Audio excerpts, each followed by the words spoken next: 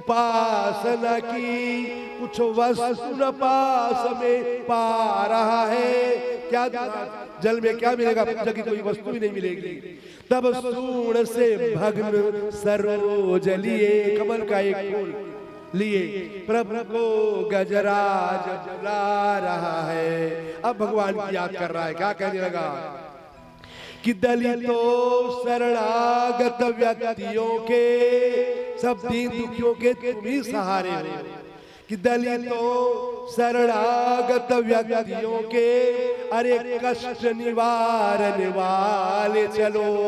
अब आप ही मेरे सहारे हैं, आप ही वहां से आओ करुणा निधान। दुख सिंधु में डूब रहा प्रभु मैं, अब शीघ्र ही तारने वाले चलो। विमलेश स्वभक्त बचाते सदा, असुरों के संहारने वाले चलो।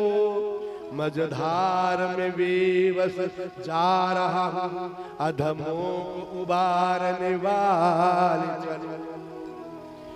तो ग्राह से ग्रहित, अब एकदम हार गया हूं, तो ग्राह से ग्रहित गजराज की गुहार हुई। अवेदना का भार उसे भारी बन जाता है। बल का सहारा छोड़ हाय सब भांति वह, दर्प दूर होता है, दुखारी बन जाता है।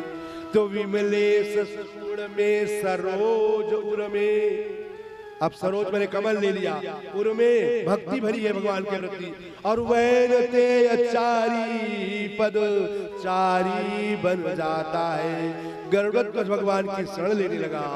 तो चक्रधारी चक्र द्वारा नक्र वक्र गति छोड़, चक्र सुदर्शन धारण करने वाले चक्र द्वारा नक्र मरे मगरमच्छ के वक्र गति छोड़ शक्र नगरी का अधिकारी बन जाता है। उसी समय भगवान वहां प्रकट हो गए और तुरंत अपना सुदर्शन चक्र चला दिया, जिससे मगरमच्छ वहीं पर समाप्त हो गया। इस प्रकार उनकी भगवान स्तुति भी भक्त की करने लगा। तब वे, जब कोई अत्यंत कातर होकर भगवान को पुकारता है, तब वे दयामय एक क्षण को भी देर नहीं करते, कातर कंठ से गजराज भगवान की स्तुति की। देवता भी उनके स्वर में स्वर मिलाकर भगवान का स्तवन करने लगे। तभी भगवान विष्णु गरुड़ पर बैठे वहां प्रकट हुए और भगवान का दर्शन करके गजराज ने वह पुष्प ऊपर उछाल दिया। नारायण निखिल जगत के गुरु भगवान आपको नमस्कार है। आते ही भगवान ने एक हाथ से गजराज को ग्राह के सहित जल से बाहर निकाला, पृथ्वी पर रख दिया और अपने सुदर्शन चक्र से मगर मरे ग्राह का मुख फाड़कर भगवान के गजराज को छुड़ाया। भगवान मुरलिया वाले जीवन है तेरे हवाले, मुरलिया वाले जीवन है तेरे हवाले, मुरलिया वाले बाकी मुरलिया वाले प्यारे बसुरिया वाले, बाकी मुरलिया वाले प्यारे बसुरिया वाले। जीवन है जीवन है जीवन है तेरे हवाले, मुरलिया वाले जीवन है तेरे हवाले, मुरलिया वाले।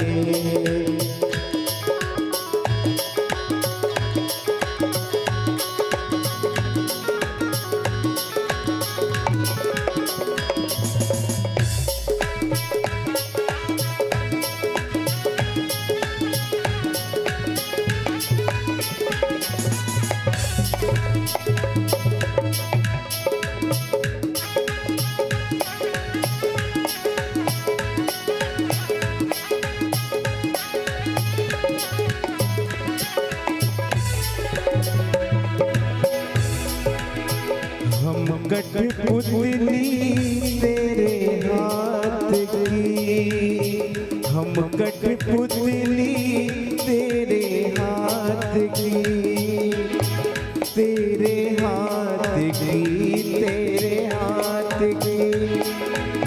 चाहे तू जैसे बजा ले मुरलिया वाले, जीवन है तेरे हवाले मुरलिया वाले। कहते हैं जब सच्चे मन से हाथी जो है प्रभु को याद किए तो उनका जो काम है पूर्ण हो गया, उनको जो तकलीफ है पूर्ण हो गया। उसी प्रकार से कहते हैं हम तो मुरली तेरे हाथ की, हम तो मुरली तेरे हाथ की। चाहे तू जैसे बजा ले मुरलिया वाले, जीवन है तेरे हवाले मुरलिया वाले। हो हम दीवाने सब तेरे मोहन, हम दीवाने सब तेरे मोहन। अब तो गले से लगा ले मुरलिया वाले, जीवन है तेरे हवाले मुरलिया वाले। हम तो दासी तेरे चरणों की, हम तो दासी तेरे चरणों की, तेरे चरणों की, तेरे चरणों की। अब तो चरणों में बसा ले मुरलिया वाले, जीवन है तेरे हवाले मुरलिया वाले, जीवन है तेरे हवाले मुरलिया वाले।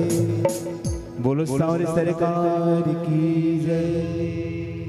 एक समय की बात है, महर्षि दुर्वासा नाम क्यों पड़ा? वो दुर्वा खा करके ही रहे, इसलिए नाम हो गया दुर्वासा। पिपलाद, पीपल के फल खा करके रहे, वो पिपलाद। ऐसे ऐसे वाले लोग हुए हैं, पर बहुत क्रोधी थे दुर्वासा ऋषि। एक समय की बात है कि महर्षि दुर्वासा देवराज इंद्र से मिलने के लिए स्वर्ग लोक में गए। उस समय देवताओं से पूजित इंद्र ऐरावत हाथी पर आरूढ़ हो कहीं जाने के लिए तैयार हुए। उन्हें देख महर्षि दुर्वासा का मन प्रसन्न हो गया और उन्होंने विनीत भाव से देवराज को एक पारिजात पुष्पों की माला भेंट की। यह माला उन्हें एक परम सुंदरी विद्याधरी से प्राप्त हुई थी। देवराज ने माला ग्रहण तो कर ली, किंतु उसे स्वयं ना पहन करके उपेक्षित भाव से ऐरावत के मस्तक पर डाल दी। आज के नेता लोग भी ऐसे करते हैं, माला पहना हो तो गाड़ी में घुमा देते हैं, तो अपने वाहन को पहना दिया। समझ लो कौन? इंद्र ने। उसका क्या परिणाम हुआ देखिए। ऐरावत के मस्तक पर डाल दी और स्वयं चलने को उद्यत हुए। हाथी मद से उन्मत्त हो रहा था। उसने सुगंधित तथा कभी म्लान न होने वाली उस माला को सूंड से खींचकर जमीन में फेंक दिया।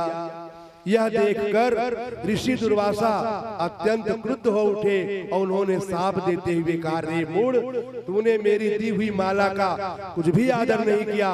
तुम त्रिभुवन की राजलक्ष्मी से संपन्न होने के कारण मेरा अपमान करते हो, इसलिए जाओ, आज से तीनों लोगों की लक्ष्मी नष्ट हो जाएगी और यह तुम्हारा त्रिभुवन भी श्रीहीन हो जाएगा। श्री मने लक्ष्मी। इतना कहकर दुर्वासा ऋषि शीघ्र ही वहां से चल दिए।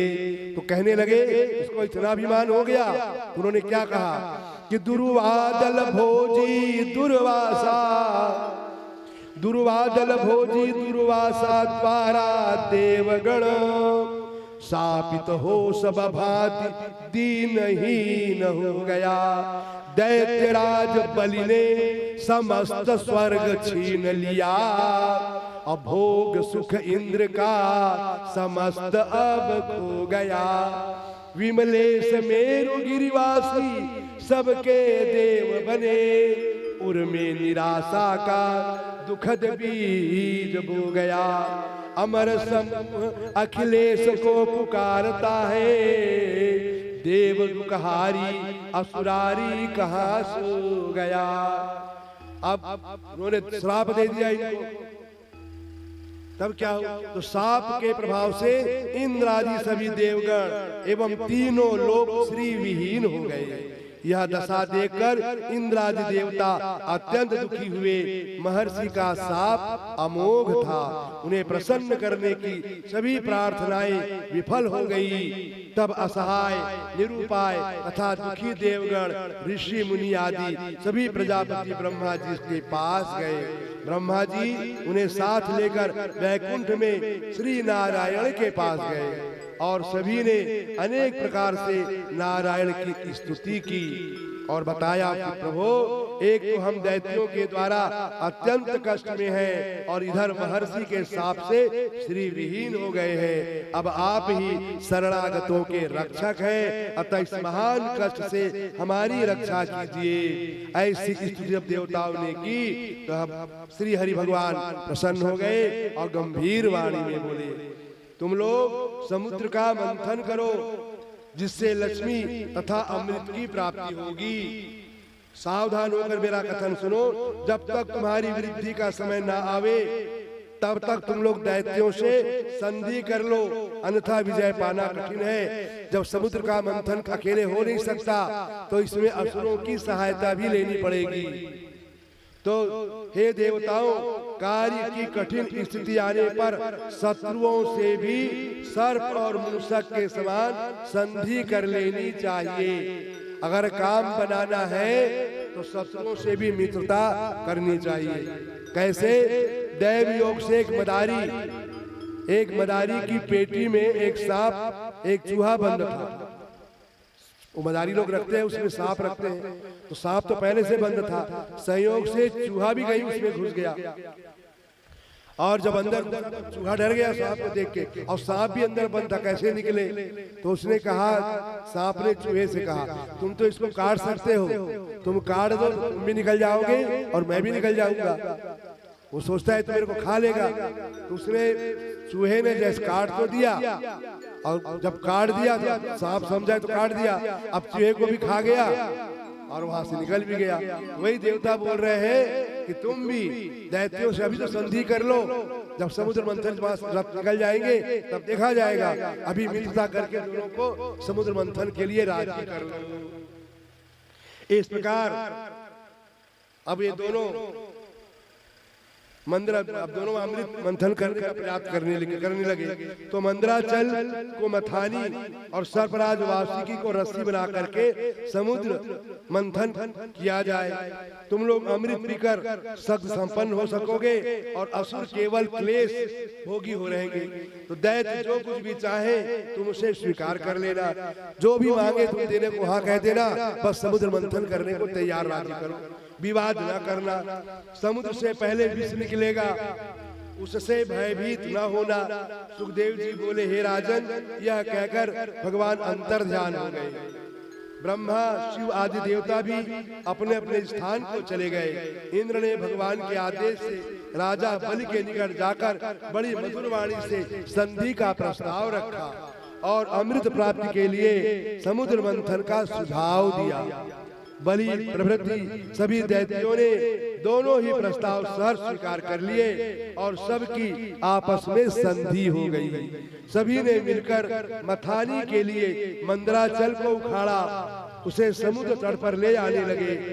मार्ग में उसके भार से सब थक गए, शांत हो गए। उनके कंधों से पर्वत बीच में ही गिर पड़ा, जिससे बहुत से सुर असुर विचूर्ण हो गए। यह देखकर भगवान ने तत्क्षण वहां प्रकट हो अपनी अमृतमयी दृष्टि से सबको जीवित कर दिया और भगवान ने एक हाथ से पर्वत को उठाकर गरुड़ पर रखा और समुद्र तट पर ले आए। वहां पहुंचने पर गरुड़ जी अन्यत्र चले गए, क्योंकि गरुड़ जी वहां रहते तो वासुकी साहब कैसे वहां आता? भेज दिया, क्योंकि वहां उनके अस्तित्व में वासुकी का आना संभव नहीं था। सुखदेव जी बोले, हे राजन, तदनंतर सुर और असुरों ने मिलकर के नागराज की वासुकी बना करके समुद्र का मंथन प्रारंभ किया। तो सबसे पहले वहां से क्या निकला? विष निकला, समुद्र निकला, समुद्र से जहर निकला। उसकी ज्वालाएं चारों ओर फैल गई और सब लोग त्राही त्राही करने लगे। इंद्र आदि देवताओं ने भागकर कैलाश में भगवान शिव की शरण ली और स्तुति करते हुए कहा, हे भगवान, इस भयंकर विष से हमारी आप ही रक्षा कर सकते हैं। सुखदेव जी कहते, हे राजन, भगवान शिव ने देवताओं का संकट देख पार्वती जी की सम्मति से वह फैला हुआ विष योग द्वारा अपनी हथेली पर रख करके पी लिया। विषपान से भगवान शंकर का कंठ नीला हो गया, जो उनका भूषण बन गया और वो नीलकंठ कहलाने लग गए। ऐसी शिव की अद्भुत शक्ति देखकर ब्रह्मा, विष्णु आदि सभी देवता उनकी प्रशंसा करने लगे। विष पीते हुए भगवान के हाथ से जो कुछ बूंदे टपकी, उन्हीं से सांप में जहर हो गया, बिच्छू में भी सर्प हो गया, कांतर, विषैले वृक्ष जो जहरीले पेड़ पौधे हैं और विष औषधियां भी उसी से पैदा हो गई। सुखदेव जी बोले, हे राजन, शंकर जी के विषपान करने पर प्रसन्न हुए और सुर असुरों ने फिर बड़े वेग से समुद्र का मंथन आरंभ किया। तो समुद्र से क्रम से एक एक रत्न निकलने लगे। क्या क्या रत्न निकले सुनिए। कि श्री मणि रंभा वारुणी अमीय शंख गजराज धनवंतरि धनुधेनु शशि कल्पद्रुम विषबाज। वहां से लक्ष्मी जी निकली, श्री लक्ष्मी जी निकली। फिर दोनों लोग सोचे हम लेंगे। तो अब वहां शंकर जी थे, तो समुद्र की कन्या कहलाती है ना, समुद्र की कन्या। तो लक्ष्मी जब निकली तो उसके इसलिए कहा गया वस्त्र कैसे पहनना चाहिए कि किम वास शैवम न विचारणीयम अवास प्रधानम खलु योग्यताया। आपके कपड़े से आपकी पहचान होती है, कैसे घर का है, कैसा है। आप कुछ भी पहन के शादी पार्टी में चले जाओगे तेरे, तो आपको वहां घुसने भी नहीं देगा, ऐसे आ जाओगे। तो किम वास सही, अच्छे कपड़े पहनने से क्या होता है, कोई पहचानेगा नहीं, क्या चले जाते हैं। ऐसा करके जाओगे तो अपमान हो जाएगा। क्यों, देखो वही शिक्षा मिल रही है कि किम वास शैवम न विचारणीयम वासः प्रधानम खलु योग्यताया पीतांबरम वीक्ष्य ददौ स्वकन्या। पीतांबरधारी भगवान विष्णु को देख करके समुद्र ने अपनी कन्या को दे दिया ब्याह दी। और दिगंबरम वीक्ष्य विसा समुद्रम, और दिगंबरधारी जो अपने खाने के लिए मेरी लड़की को क्या खिलाएगा पालेगा, खुद नहीं पहनता है, इसलिए उनको जहर दे दिया। इसलिए अच्छे कपड़े पहन के कहीं भी जाना आना चाहिए, हमारी योग्यता को दर्शाता है। तो ये लक्ष्मी जी कौन ले गया, भगवान विष्णु जी। फिर क्या निकली, मणि, जो मणि रत्न है, मणि को भी भगवान विष्णु ने ले लिया। मणि, श्री मणि रंभा, रंभा थी अप्सरा। अप्सरा को अप्सरा क्यों बोलते हैं मालूम है, अप्सरा बोलते हैं अप्सरा, रंभा अप्सरा थी इसलिए कि समुद्र से निकली थी। अप माने जल, अवसरित, अपसरित होना, जल से निकलने वाले को अप्सरा। तो अप्सरा नाम पड़ता है समुद्र से निकलने के कारण अप्सरा नाम पड़ा। तो श्रीमणि रंभा, रंभा नाम की अप्सरा भी वहीं से निकली है। श्रीमणि रंभा वारुणी, वारुणी माने मदिरा, शराब भी वहीं से निकली है। श्रीमणि रंभा वारुणी अमीय, अमृत भी वहीं से निकला है। शंख, शंख भी वहां से निकला है। और गजराज, ऐरावत हाथी, जिसको इंद्र ने ले लिया। श्रीमणि रंभा वारुणी अमीय शंख गजराज। और धनवंतरी, धनवंतरी देवताओं के वेद भी वहीं से निकले। धनवंतरी धनु, धनुष वहां से निकला।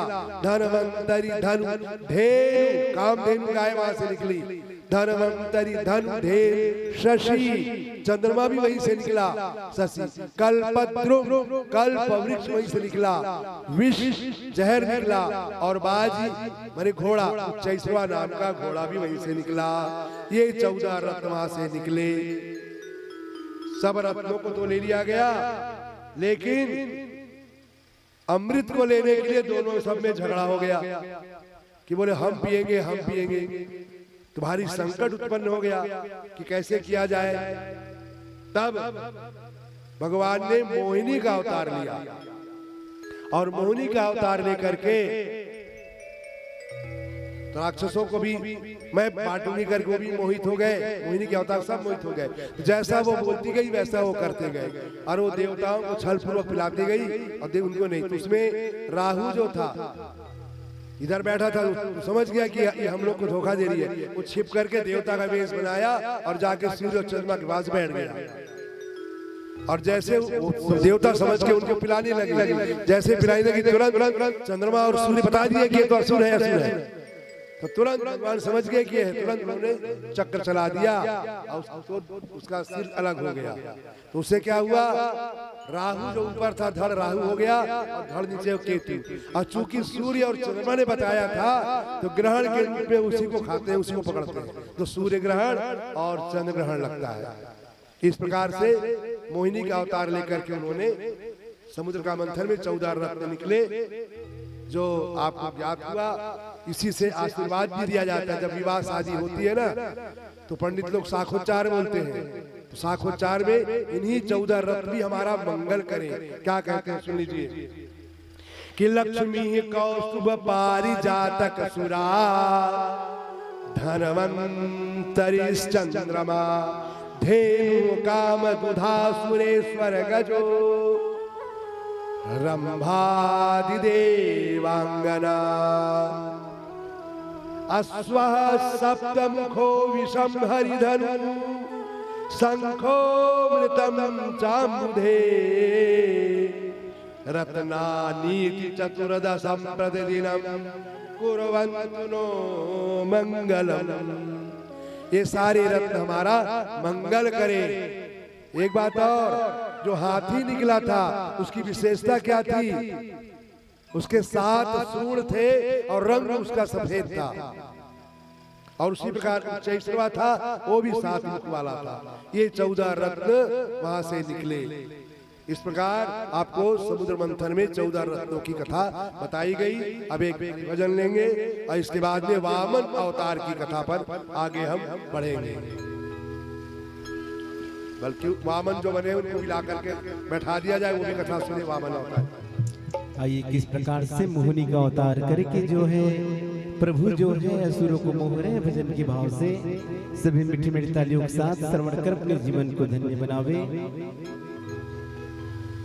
तेरी मंद मंद मुस्कनिया पे हो, तेरी मंद मंद मुस्कनिया पे बलिहार सांवरे, बलिहार सांवरे, बलिहार सांवरे, बलिहार सांवरे।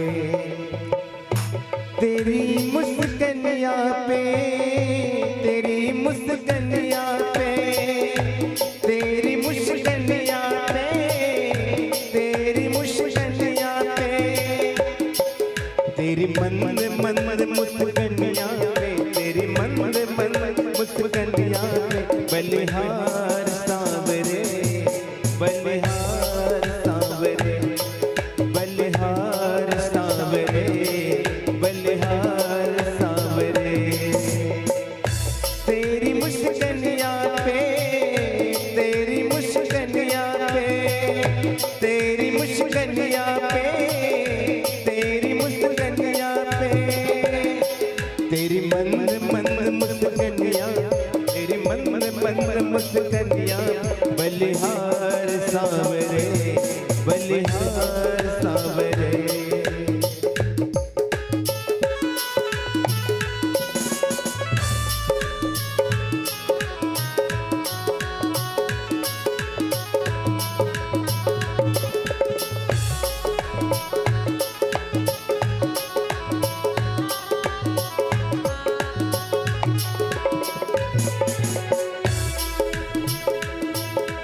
बाल बड़े घुंघराले बादल सो कारे कारे, तेरे बाल बड़े घुंघराले बादल सो कारे कारे।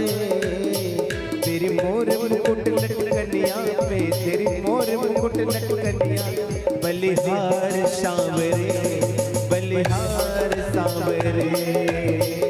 तेरी मुस्कनिया पे तेरी मुस्कनिया पे तेरी मंद मंद मुस्कनिया तेरी मंद मंद मुस्कनिया बलिहार सांवरे बलिहार सांवरे।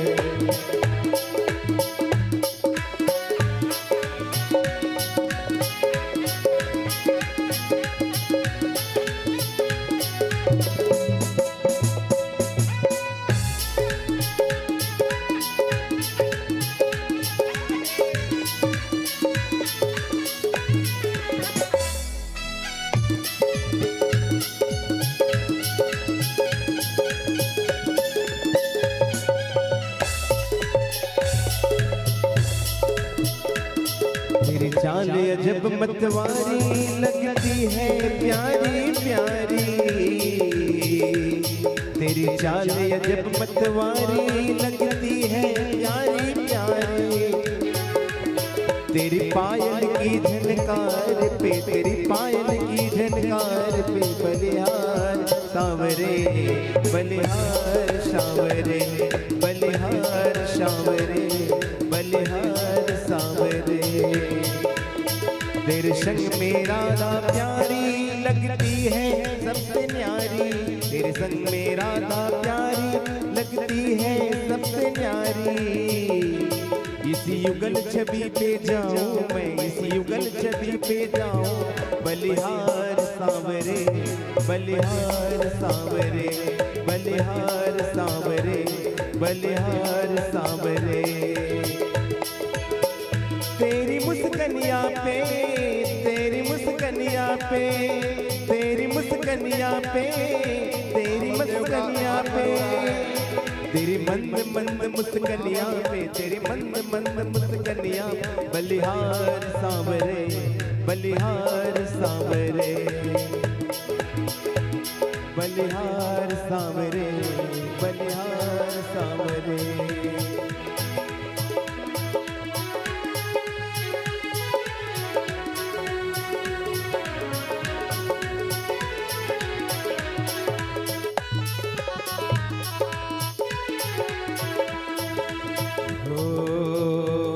तेरे नैन बड़े मतवारे मटके हैं कारे कारे। तेरे नैन बड़े मतवारे लगते हैं कारे कारे। तेरी तिरछी सी चितवनिया पे तेरी तिरछी सी चितवनिया बलिहार सांवरे बलिहार सांवरे बलिहार सांवरे बलिहार सांवरे बलिहार सांवरे बलिहार सांवरे। बोलो सांवरे सरकार की भागवत महापुराण की जय। अब सुखदेव जी बोले, राजन, जब दैत्यों ने इंद्रपुरी पर अपना अधिकार कर लिया, देवता भयभीत होकर वहां से भाग गए, तब देव माता अदिति अनाथ की तरह शोकाक्रांत हो उठी। एक समय कश्यप जी समाज से निवृत्त होकर उनके आश्रम में गए। उसमें न उत्सव था और न आनंद। अदिति ने कश्यप जी को देखते ही उठकर उनका स्वागत किया, अर्घ्य पादी से उनका पूजन किया और आसन पर बिठाया। कश्यप जी ने पत्नी को चिंताग्रस्त देकर पूछा, प्रिय, तुम क्यों चिंतित हो? तब उन्होंने बताया, कहने लगी, जिस प्रकार गृहस्थ के घर में अतिथि निराश होकर लौटता है, वह उसे अपना पाप देकर और पुण्य लेकर चला जाता है। क्या तुम्हारे अतिथि सत्कार आदि धार्मिक कार्यों में कोई बाधा तो उपस्थित नहीं हुई? तुम्हारे पुत्र तो कुशल पूर्वक हैं, उन्हें कोई कष्ट तो नहीं है? मैं तब उन्होंने कही कि सारे देवता कष्ट में है, इसलिए मुझे भी कष्ट हो रहा है। तब भगवान ने कहा मैं तुम्हें एक व्रत बताता हूँ जिसके अनुष्ठान से प्रसन्न होकर दीन दयालु भगवान तुम्हारा मनोरथ पूर्ण करेंगे। और फाल्गुन शुक्ल प्रतिपदा से 12 दिन तक इस व्रत का अनुष्ठान करना चाहिए। तदनंतर पूर्ववत ब्राह्मणों को भोजन करावें और दक्षिणा तुम्हें विदा करें। हे प्रिय, तुम इस व्रत का अनुष्ठान करोगी, इस व्रत के प्रभाव से भगवान शीघ्र ही प्रसन्न होकर तुम्हारा मनोरथ पूर्ण करेंगे। सुखदेव जी बोले, हे राजन, कश्यप जी के उपदेश से अदिति ने 12 दिनों तक ये पयोव्रत नाम का व्रत किया, जिसके प्रभाव से उनके गर्भ में भगवान वामन प्रकट हुए। समय आने पर भगवान वामन भाद्र शुक्ल द्वादशी के दिन मध्याह्न काल अभिजित मुहूर्त में प्रकट हुए। उनका दिव्य विग्रह अनुपम सौंदर्य से परिपूर्ण था। उनका जन्म होते ही स्थावर जंगम सभी जीव प्रसन्न हो उठे। आकाश में नगाड़े बजने लगे, गंधर्व गान करने लगे, अप्सराएं नाचने लगी और ब्रह्मा आदि देवता स्तुति पूर्वक पुष्प वृष्टि करने लगे। इस प्रकार वे इधर क्या था कि बलिराज राजा बलि यज्ञ कर रहा था। तो राजा बलि था कौन? राजा बलि पूर्व जन्म में एक जुआरी था। राजा बलि एक पूर्व जन्म में एक जुआरी था। उसे जुए में कहीं कुछ पैसे मिले। उन पैसों से उसने एक बड़ी सुंदर माला खरीदी, भगवान के लिए नहीं, अपनी किसी प्रियतमा वेश्या के लिए। नई कथा है, प्राय ध्यान दीजिए। बलि कौन था पहले जन्म में और कैसे इतना बड़ा वो बन गया बलि और इंद्र का भी आसन ले लिया। तो माला में हाथ लिए कामांध जल्दी जल्दी अपनी प्रीतमा के रूप का चिंतन करते हुए कहीं जा रहा था। किसी पत्थर से ठोकर खाकर गिर पड़ा और मूर्छित हो गया। होश आने पर अनुभव किया कि अब मैं बचूंगा नहीं, मैं मर जाऊंगा। फिर सोचा ठीक है, मरता तो जाऊंगा लेकिन मेरी इस माला का क्या होगा, यह भी नष्ट हो जाएगी। मैंने सुना है कोई भी वस्तु अगर शिवार्पण कर दिया जाए तो उससे बहुत लाभ होता है। तो मैं तो मर ही रहा हूँ, क्यों न मैं इस माला को शिवार्पण बोल दूं कि शिव जी को अर्पण हो जाए। शिवार्पण कहते ही वह मर गया। यमराज के दूत पकड़कर ले गए और यमराज के सामने प्रस्तुत किया। यमराज ने चित्रगुप्त से इसका बही खाता देखने को कहा। चित्रगुप्त ने कहा, यह तो जन्म जन्मांतर का, युग युगांतर का, कल्प कल्पांतर का पापी प्राणी है। यमराज ने कहा, इसका पुण्य भी देखो। चित्रगुप्त ने देखकर कहा, पुण्य तो कोई है ही नहीं। यमराज ने कहा, फिर से देख लो। चित्रगुप्त ने कहा, बस अभी अभी मृत्यु से थोड़ी देर पहले जुए में पैसे पाकर इसने माला खरीदी थी वेश्या के लिए, और ठोकर खाकर जब गिरा ये गिर पड़ा। इसने देखा कि माला निरर्थक जा रही है तो उसने शिवार्पण बोल दिया। यह कोई भगवान को माला अर्पण करने वाला तो था नहीं, पर मैं तो मर रहा हूँ, शिवार्पण दूं, ऐसी भावना से उसने शिवार्पण कह करके मर गया। यमराज ने कहा, इसका कुछ तो पुण्य जरूर है। फिर जुआरी से पूछो, भाई तुम पहले पुण्य का फल भोगोगे या पाप का? जुआरी ने सुन रहा था, पाप तो जन्म जन्मांतर का, युग युगांतर का, कल्प कल्पांतर के हैं, उनको भोगने लगूंगा, कई जन्म बीत जाएंगे और मैं भोग नहीं पाऊंगा, तो पहले मैं पुण्य फल भोगूंगा बोल दिया। ऐसा अवसर दिया जाता है कि आप कौन सा फल पहले भोगेंगे, इसलिए वैसे ही जन्म आपको ऐसे परिवार में दिया जाता है। कुछ लोग बोलते हैं, अच्छे हम पहले पुण्य भोगेंगे, अच्छे घर में जन्म हुआ आपका, और जन्म होने के बाद जब आपका समय पाप का फल आया, अगर अच्छा काम नहीं करोगे तो यहाँ पर भी संचित करोगे, फिर आप निर्धन हो जाओगे। तो हम देखते हैं कि राजमहल में जन्म लिया लेकिन बुरे कर्म में फंस गया और बाद में वो एकदम रंग हो गया, गरीब हो गया, दरिद्र हो गया। और ऐसा भी देखते हैं, गरीब कुल खानदान में जन्म लिया, बहुत संघर्ष किया और आगे चल करके वो मेहनत करके अच्छा अधिकारी बन गया या अच्छा राजा बन गया। इसलिए कर्म का फल मिलता है तो कर्म ही करना चाहिए, भगवान को अर्पण करना चाहिए। तो कहा, इसका जो पुण्य किया है उसका क्या फल होता है वो बता दो। तब उन्होंने कहा, तुम घड़ी 2 घंटा के लिए इंद्रलोक के मालिक बनोगे, 2 घंटे के लिए। इंद्रासन पर विराजमान हो गया वो। अप्सराएं गुणगान करने लगी, गंधर्व गुणगान करने लगे। वही नारद जी भी आ गए। नारद जी को हंसी आ गई। जुआरी ने कहा, इंद्र के दरबार में बिना मतलब क्यों हंसते हो? नारद ने कहा, नहीं नहीं, ऐसी हंसी नहीं आई, ऐसी आ गई है। जुआरी ने कहा, बताओ क्यों हंसते हो? नारद जी ने कहा, हमको एक श्लोक याद आ गया है किसी पूर्णिमांसा में कि संदिग्ध परलोके भी कर्तव्या पुण्य संचया नास्ति चेन्नास्ति नो हानिस् रस्ति चेन्नास्ति को हता। अर्थात परलोक में संशय हो तो भी पुण्य का संचय करते चलो, अगर परलोक नहीं है तो भी आस्तिक को कोई नुकसान नहीं है। कहीं परलोक सत्य हो गया तो नास्तिक मारा जाएगा। जुआरी तो जीवन पर्यंत जुआ खेलता रहा। जुआ में कोई निश्चित आमदनी तो होती नहीं, लग गया तो तीर और नहीं तो तुक्का। तूने यही सोच करके शिवार्पण किया है, उसका परिणाम यह हुआ कि 2 घड़ी के लिए इंद्रलोक में स्वामी बन गया। इसलिए मुझे हंसी आ गई कि जुआरी सिंहासन से उतरा। नारद जी से कहा, गुरुदेव अब हम सारे इंद्रासन पर तुलसी रख देते हैं और ब्राह्मणों को बुला करके किसी को चिंतामणि, किसी को नंदनवन, किसी को ऐरावत, किसी को अमृत कुंड, ये सब हम दान कर देते हैं। इतने में ही 2 घड़ी बीत गई। इसी कहा गया कि आधी में पुरियाद तुलसी चर्चा राम की हरई मोटी अपराध। एक घड़ी में भी अगर आपने कुछ कर लिया तो आपका कल्याण हो जाएगा। इंद्र आए और बोले, हमारा ऐरावत कहाँ है? 2 घंटे के लिए घड़ी बना था, 2 घंटे के लिए। 2 घंटे बाद फिर आ गए इंद्र, बोले हमारा हाथी कहाँ है? बोले दान कर दिया। इंद्र बोले हमारी कामधेनु गाय कहाँ है? बोले दान कर दिया। सब जुआरी ने दान दे डाला। इंद्र बहुत नाराज हुए और यमराज से बताया। यमराज भी जुआरी को डांटने लगे। जुआरी ने कहा, भैया हमें जो करना था कर दिया, अब आपको जो करना हो करो। यमराज की जब आंखें खुली उन्होंने कहा कि अब यह नरक नहीं जाएगा। क्यों नहीं जाएगा? सारा चीज सर्वस्व दान कर दिया है, अब तो ये इंद्र ही होगा।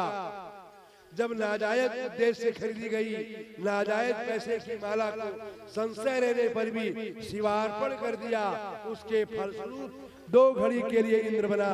फिर इस समय तो इसने विधिवत इंद्र लोक का ही दान कर दिया है, तब इसलिए यह इंद्र ही होगा। वही जाकर के राजा बलि बना जो बड़ा त्यागी था। अपना सर्वस्व वामन को उसने शुक्राचार्य के मना करने पर भी सौंप दिया। तो भक्त श्रेष्ठ प्रहलाद के पुत्र विरोचन की पत्नी सुलोचना से दैत्य कुल की कीर्ति को अमर करने वाले उदार मना बलि का जन्म हुआ था। विरोचन के पश्चात यही दैत्येश्वर हुए जब दुर्वासा ऋषि के ने जो उनका अपमान किया था जिसके बल से, तब उन्होंने समुद्र मंथन की बात कही और इसको इंद्र का राज मिला था। बलि पहले से ही ब्राह्मणों के परम भक्त थे, अब तो आचार्य शुक्र ने उन्हें जीवन ही दान दिया था। वे सब प्रकार से गुरु एवं विप्रों की सेवा में लग गए।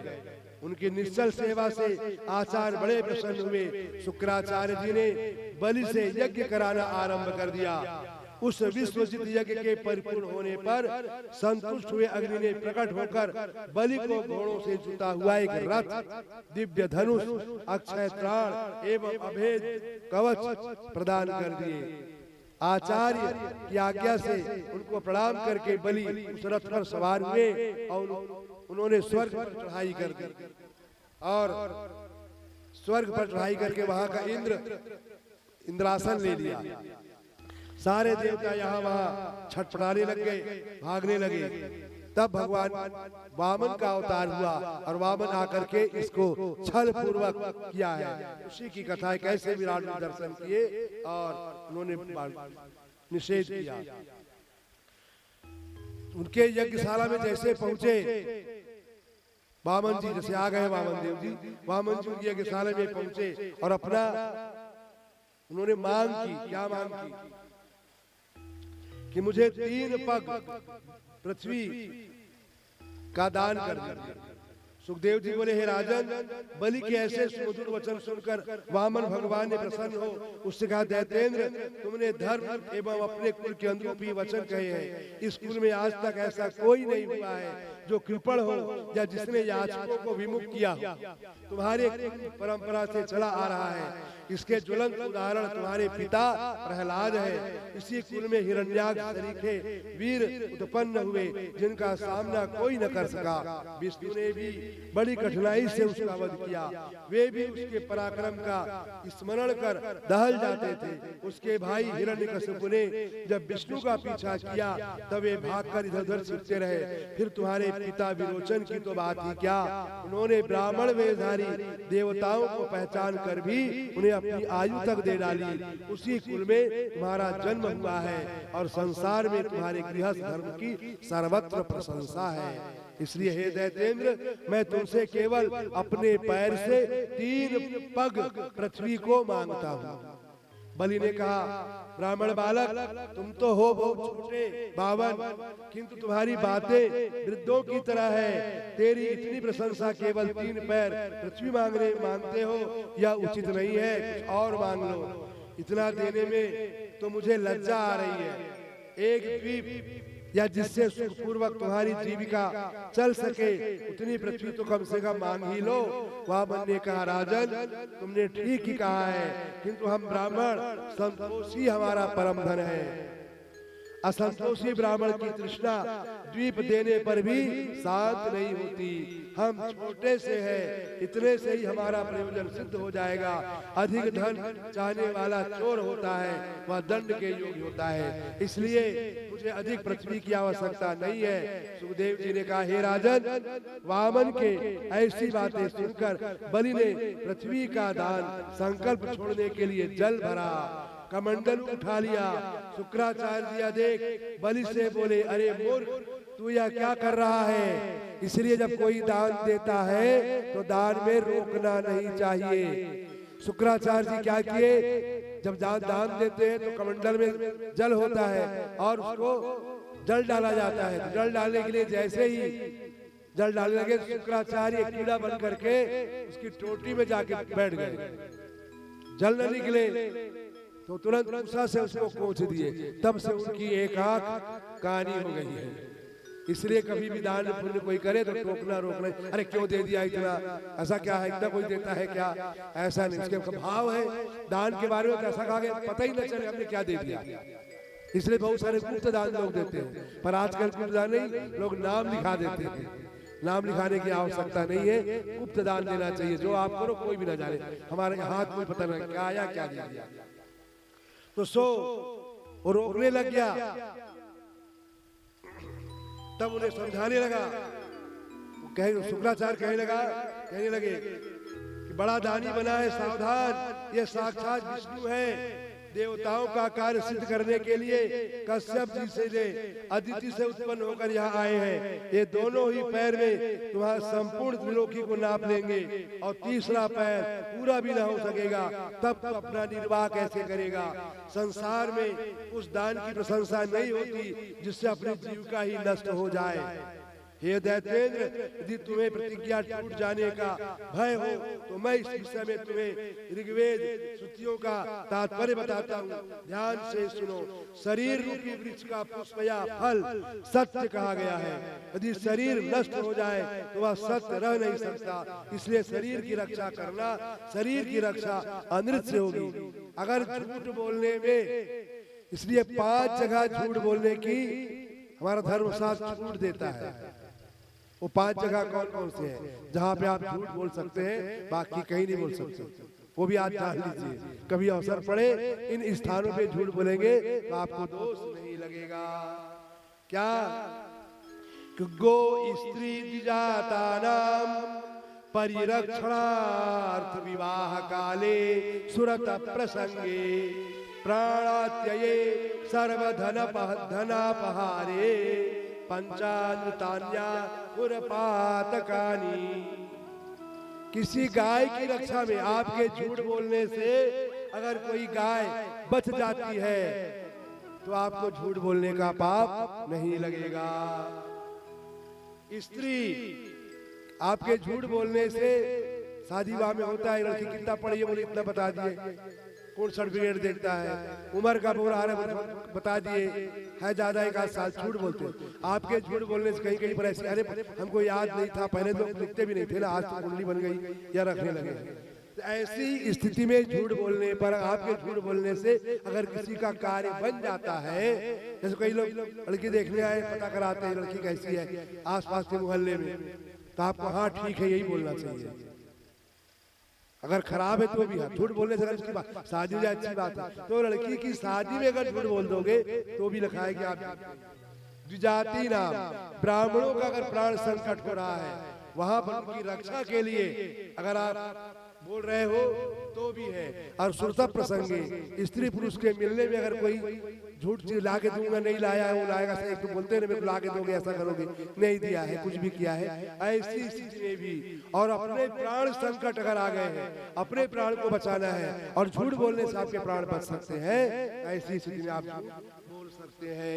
ऐसा शुक्राचार्य ने उनको बताया कि आप सारा क्या आपके रोजी रोटी राजपाट सब चला जाएगा, तो क्यों ऐसा, तो आप बोल के आपने तिरवाचा ले लिया दूंगा, पर आप कर सकते हो, झूठ बोल सकते हो, मैं नहीं दूंगा।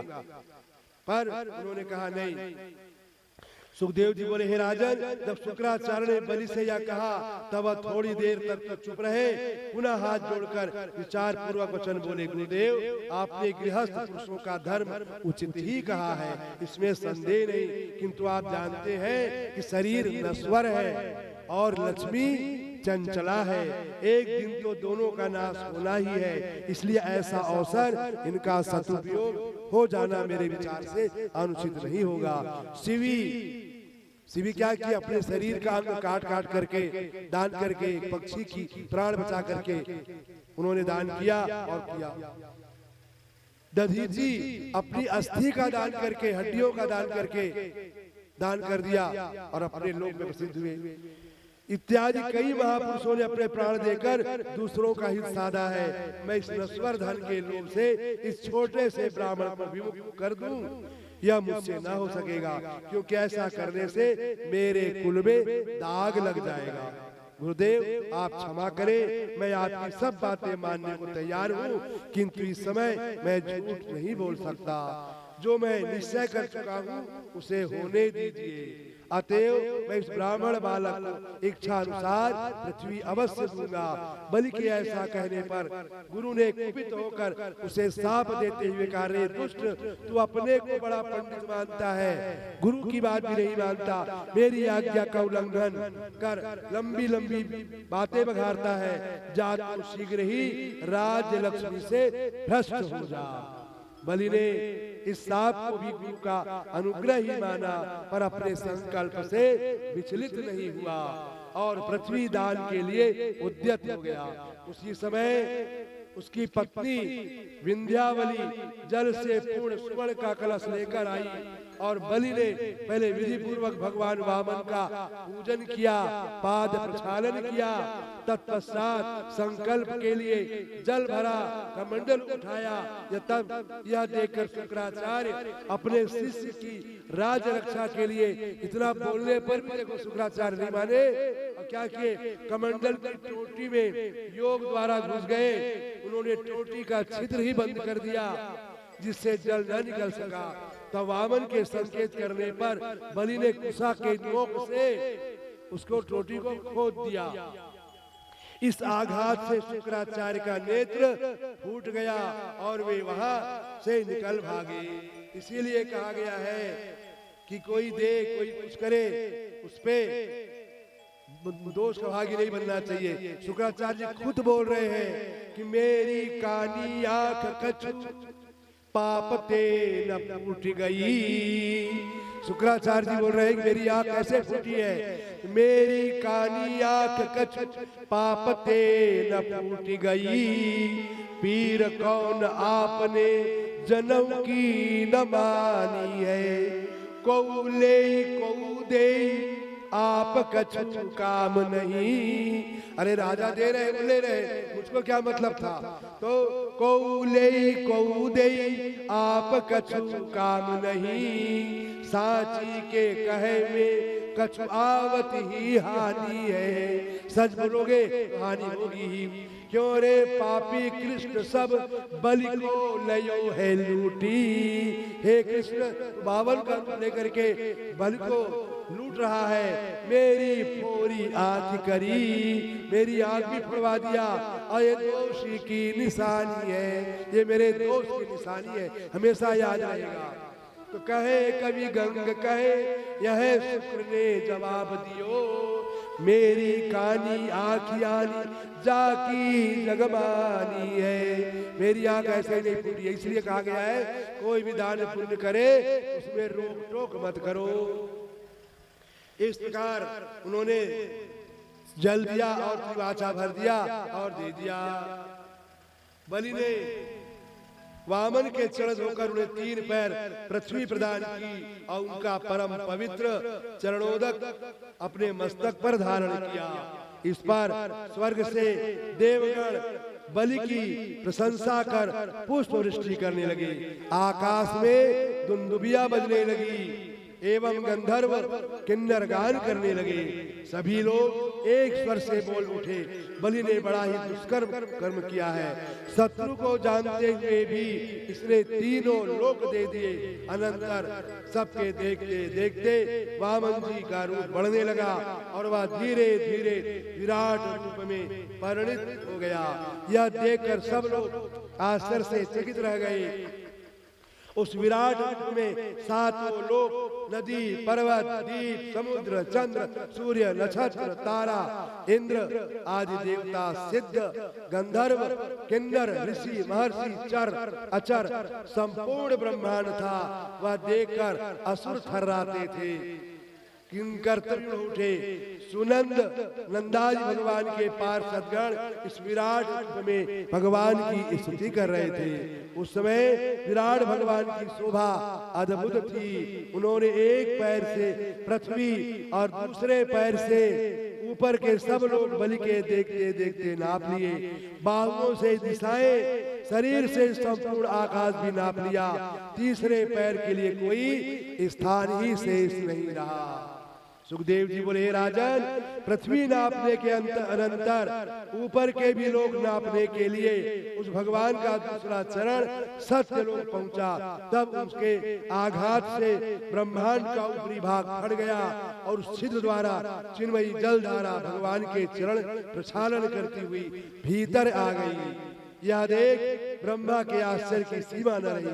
उन्होंने वहां पहुंचकर उसी जल से स्वयं भगवान के दिव्य चरण को धोए और वही जल अपने कमंडल में ले लिया। वे बड़े प्रेम से उस जल का पूजन कर स्तुति करने लगे। सनकादिक महर्षि एवं वेद, पुराण, इतिहास आदि शास्त्रों ने भी मूर्तिमान होकर भगवान के श्री चरणों का पूजन किया। भगवत चरण के प्रक्षालित करने वाला वही जल गंगा जल के रूप में 3 लोगों को पवित्र करने लगा। स्वर्ग में मंदाकिनी, पाताल में भोगवती और भूलोक में गंगा के रूप में वही साक्षात ब्रह्मद्रव बह रहा है। सभी लोगों को नापकर भगवान पुनः वामन रूप हो गए। तब ब्रह्मा आदि देवताओं ने यज्ञ में आकर पुनः विधि पूर्वक वामन भगवान की पूजा की।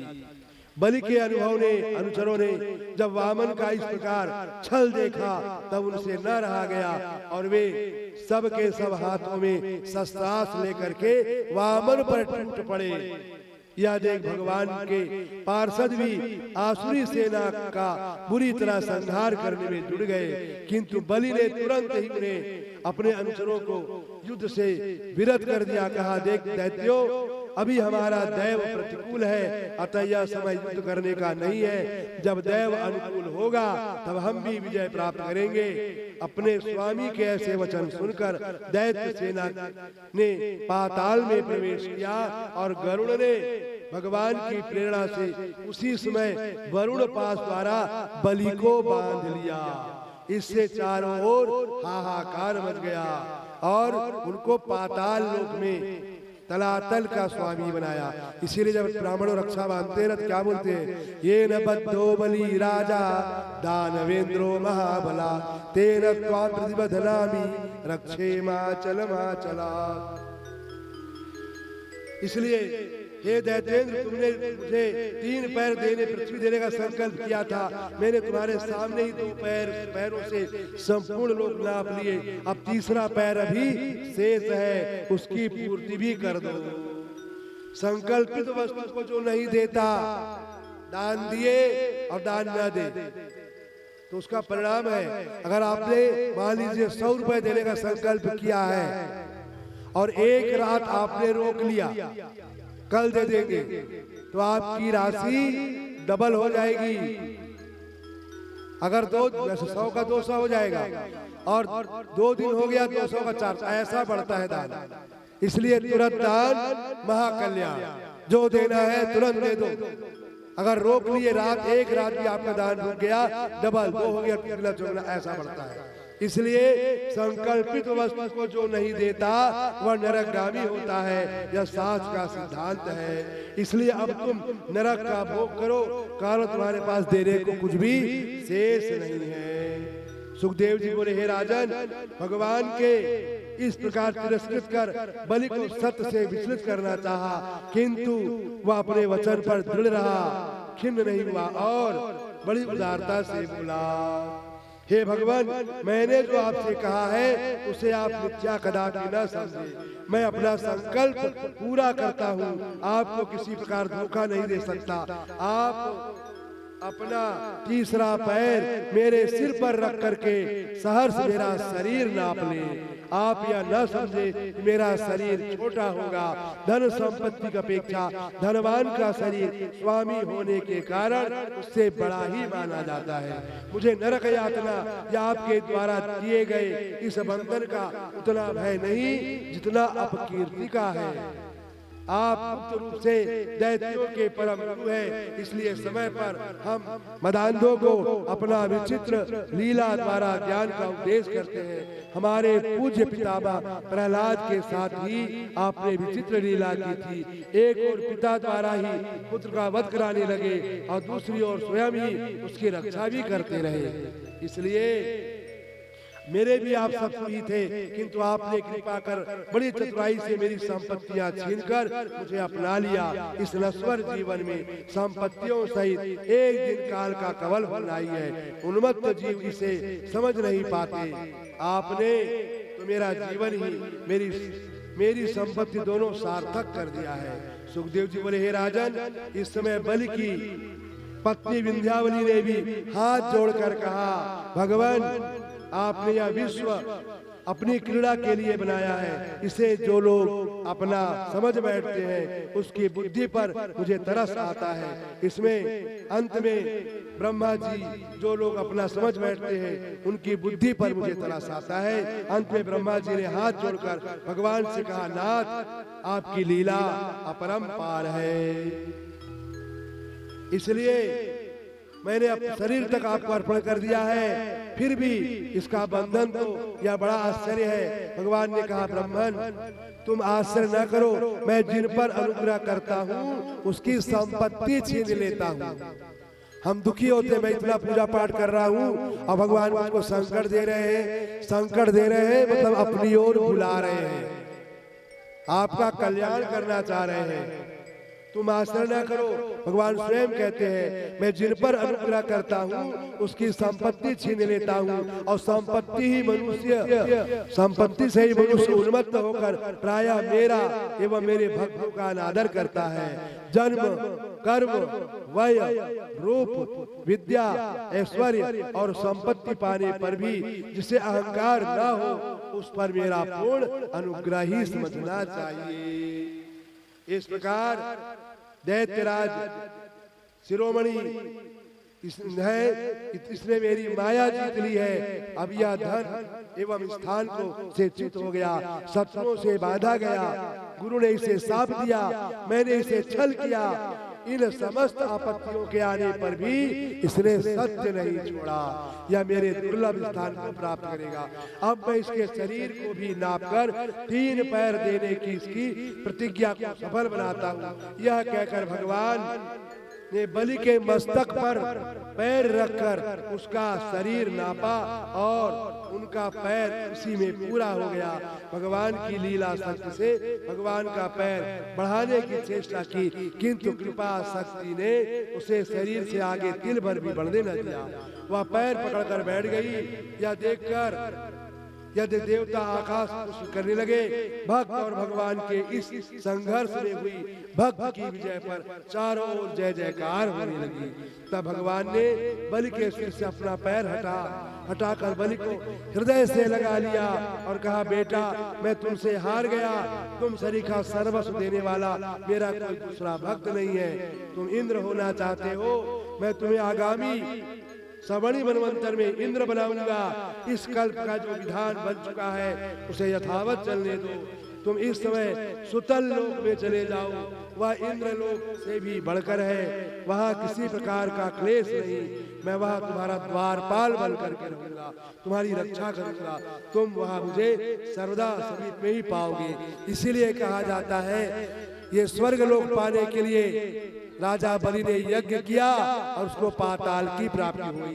कहा गया है कि आपन सोचा हो नहीं हरि इच्छा तत्काल, बलि ने चाहा स्वर्ग को तो भेज दियो पाताल। इस प्रकार भगवान का दान भी रह जाती है। भगवान विष्णु जी का नाम अगर ले लिया जाए तो उसमें संपूर्णता आ जाती है।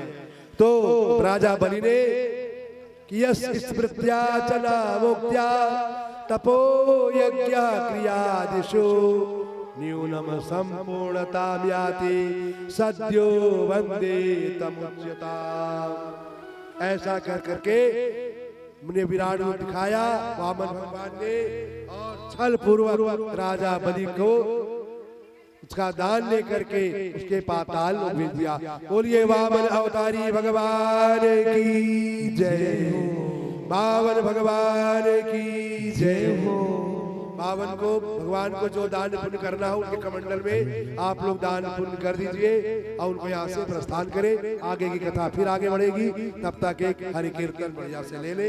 आगे मत्स्यावतार की कथा बताएंगे संक्षेप में। प्रेम से बोलो वामन भगवान की जय।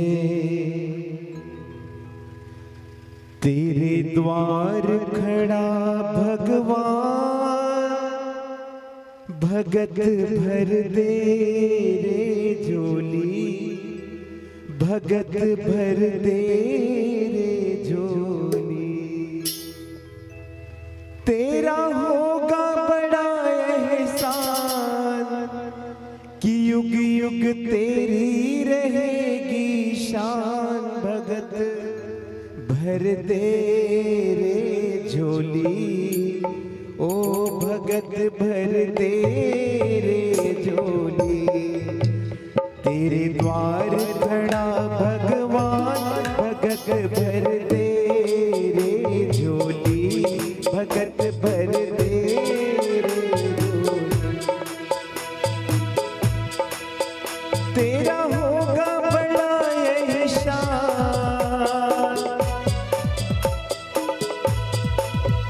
तेरा होगा बड़ा एहसान कि युग युग तेरी रहेगी शान, भगत भर दे रे झोली, भगत भर दे रे झोली। तेरे द्वार खड़ा भगवान भगत भर दे रे झोली, भगत भर दे रे झोली।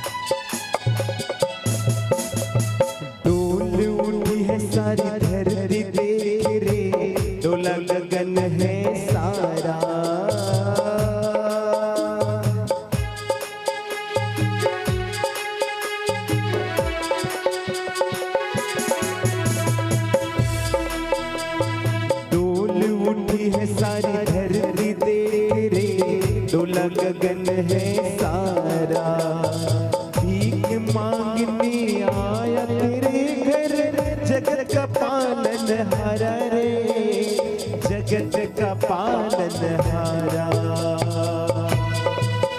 मैं आज तेरा मेहमान,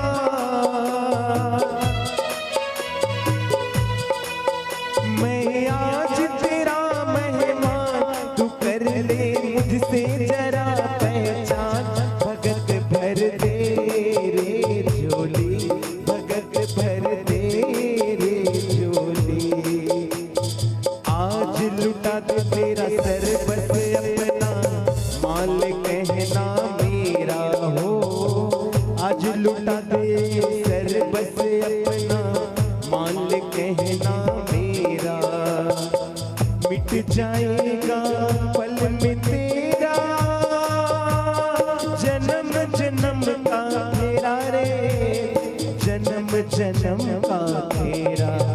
तू छोड़ सकल अभिमान, अमर कर ले रे तू अपना दान, भगत भर दे रे झोली, भगत भर दे रे झोली। और हरि जो है किस प्रकार से रूप बना कर आ रहे हैं। हरि वामन का रूप बनाया, बलि राजा को छलने आया। हरि वामन का रूप बनाया, बलि राजा को छलने आया। हरि वामन का भेष बनाया, बलि राजा को छलने आया।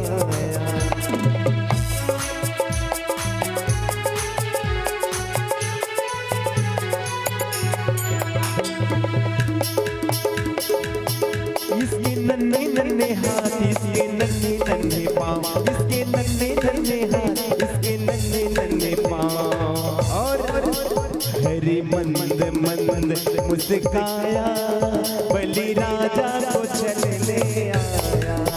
हरि मंद मंद मुस्काया, बलि राजा को छलने आया। बोलो सारे सरकार की रहो।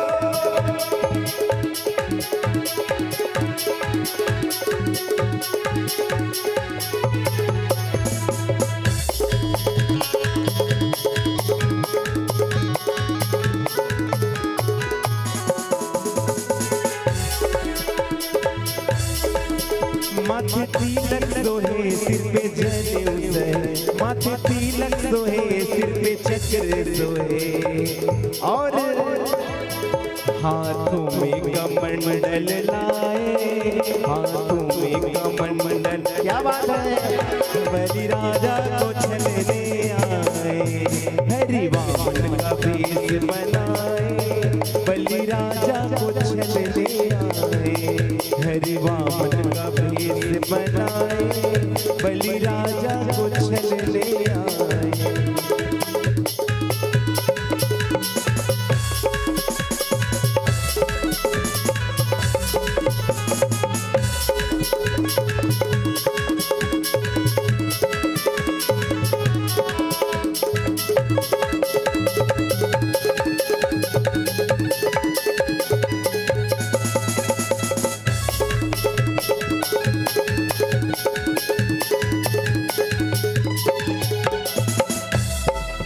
तन पे जनेऊ धरे सिर पे चोटी सोहे, तन पे जनेऊ धरे सिर पे चोटी सोहे। और चरणों में खड़ा हूँ सुहावे, चरणों में खड़ा हूँ सुहावे, बलि राजा को छलने आए।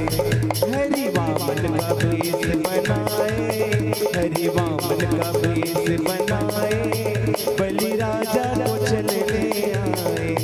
हरि वामन को भेष बनाए, बलि राजा को छलने आए। हरि मंद मंद मुस्काए, बलि राजा को छलने आए। प्रेम से बोलो वामन महाराज की जय हो। भागवत महापुराण की जय हो। बांके बिहारी लाल की जय हो। अपन कथा की ओर आगे बढ़ते हैं। भगवान का मत्स्यावतार कैसे हुआ है वो भी संक्षिप्त मिलेंगे। राजा परीक्षित ने पूछा, हे मुने, मैंने सुना है कि मत्स्य भगवान भी वामन के समान ही बढ़ते चले गए। कृपा कर आप विस्तार से इस कथा का वर्णन करें। भगवान ने ऐसा लोकगर्हित मत्स्य रूप क्यों ग्रहण किया? नेमी सारण में सूत जी, शौनक आदि ऋषियों ने से कहा। हे ऋषि नंदन, राजा परीक्षित के इस प्रश्न पर सुखदेव जी ने कहा, राजन, गौ, ब्राह्मण, साधु एवं धर्म की रक्षा के लिए भगवान नाना प्रकार के ऊंच नीच योनियों में अवतार ग्रहण करते हैं। जैसे बलि के अनुग्रहार्थ भगवान ने वामन का रूप ग्रहण किया, वैसे ही राजर्षि मुनि का परित्याग कर इस पथिक जार से नाता क्यों जोड़ा? तेरी बुद्धि कैसी मारी गई? तब उसने बताया कि यही मेरे पति हैं, वह अश्विनी कुमारों ने इन्हें पुनः ऐसा बना दिया है। इस प्रकार उन्होंने स्वीकारा और उनकी कृपा से, वैद्य अश्विनी कुमारों की कृपा से सुकन्या भी अपने पति का अच्छा सुख पा सकी। बोलिए भागवत महापुराण की जय। ढोलक वाले भाई तो अम्बरीश की कथा आगे प्रेम से बोलो सांवरी सरकार की जय। ले लेते हैं, छोटा सा है, छोटी कथा लेते हैं। एक दुर्वासा ऋषि में आपने सुना है, राजा अम्बरीश हुए हैं। सुखदेव जी का राजन, इन्हीं नभग के पुत्र नाभाग हुए, जिनके पुत्र भगवत भक्त अम्बरीश थे। अम्बरीश ने दुर्वासा ऋषि का शाप निष्फल कर दिया था। राजा परीक्षित ने पूछा, भगवान, इन राजर्षि का चरित्र कृपा कर आप मुझे बतावें, जिन्होंने दुर्वासा ऋषि का शाप निष्फल कर दिया।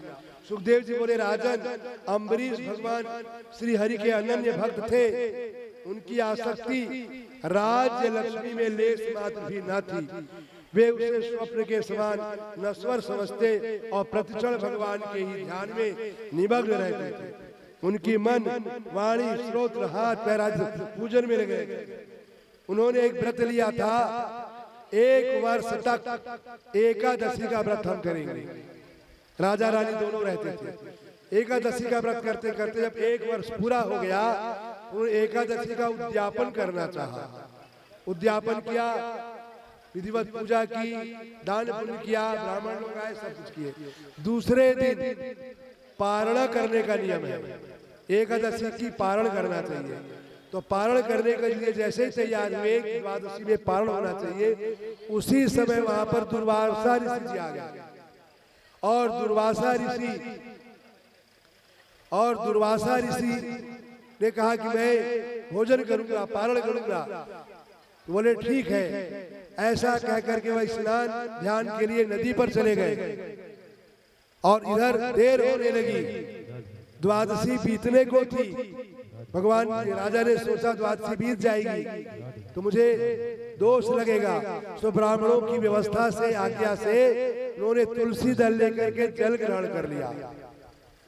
उतने में ही दुर्वासा ऋषि आ गए और जब देखे, अब तपोबल से जान लिया कि राजा ने तो पारण कर लिया है, सो क्रोधित हो गए और क्रोधित होकर के अपने सिर से एक जटा उखाड़ी और वहीं पटक दिया। उससे कृत्या नाम की राक्षसी पैदा हो गई और वो तलवार लेकर के उनको मारने को दौड़ी।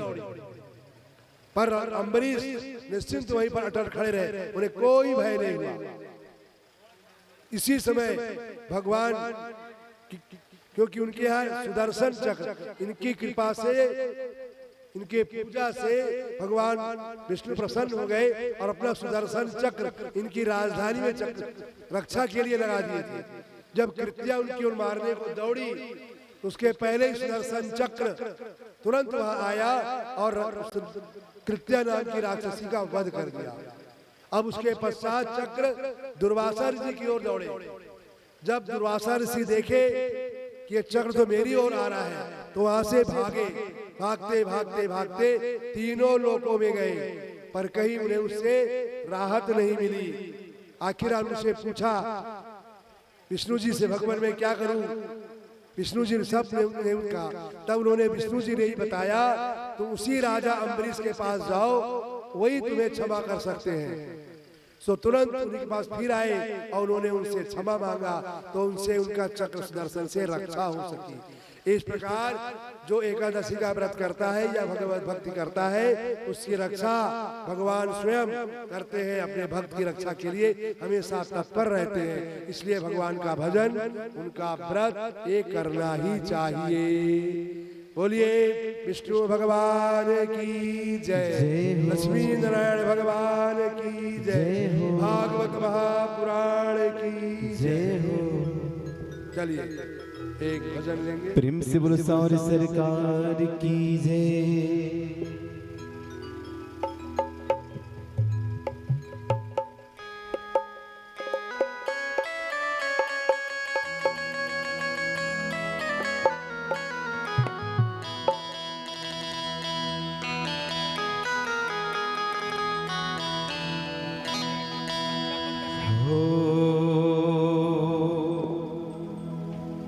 मेरा आपकी कृपा से सब काम हो रहा है। मेरा आपकी कृपा से सब काम हो रहा है।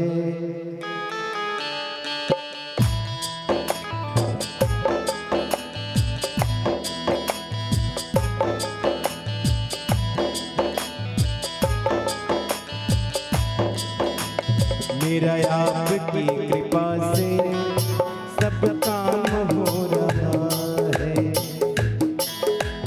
मेरा आपकी कृपा से सब काम हो रहा है।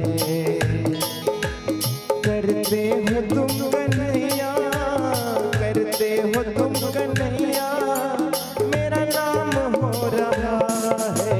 मेरा आपकी कृपा से सब काम हो रहा है। मेरा आपकी कृपा से सब काम हो रहा है।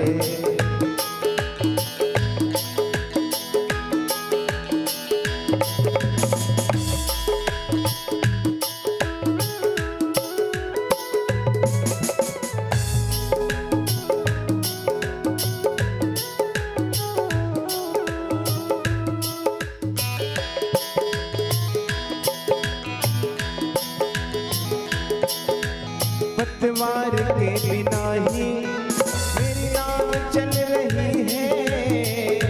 पत्थर के बिना ही मेरी नाव चल रही है। बिन मांगे है कन्हैया हर चीज मिल रही है। बिन मांगे है कन्हैया हर चीज मिल रही है।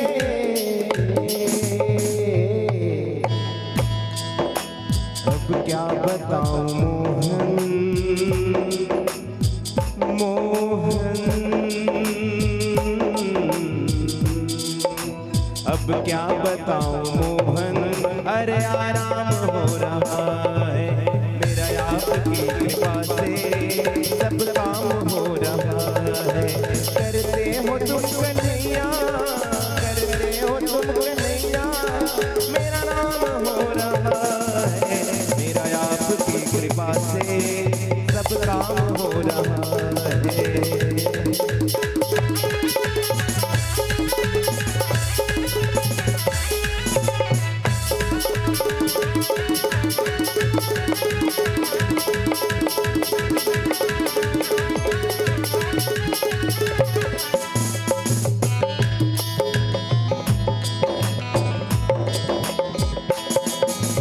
मेरी जिंदगी में तुम हो, किस चीज की कमी है।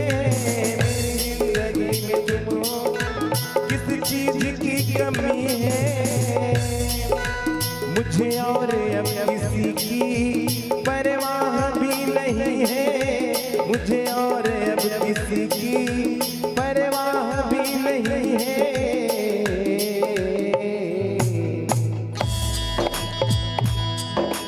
तेरी बदौलतों से, तेरी बदौलतों से अरे सब काम हो रहा है। मेरा आपकी कृपा से सब काम हो रहा है। करते हो तुम कन्हैया, करते हो तुम कन्हैया,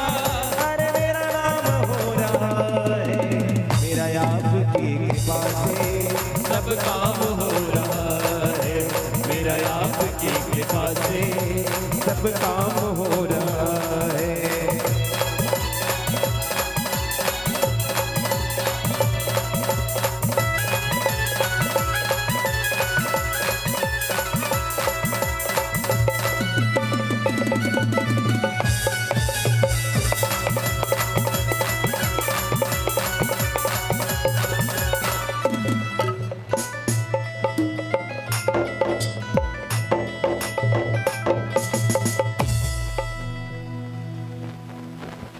नीलाम्बुजश्यामलकोमलाङ्गं सीता समारोपितवामभागं पाणौ महासायकचारुचापं नमामि रामं रघुवंशनाथम्। रामो राजमणिः सदा विजयते रामं रमेशं भजे। रामेणाभिहता निशाचरचमू रामाय तस्मै नमः।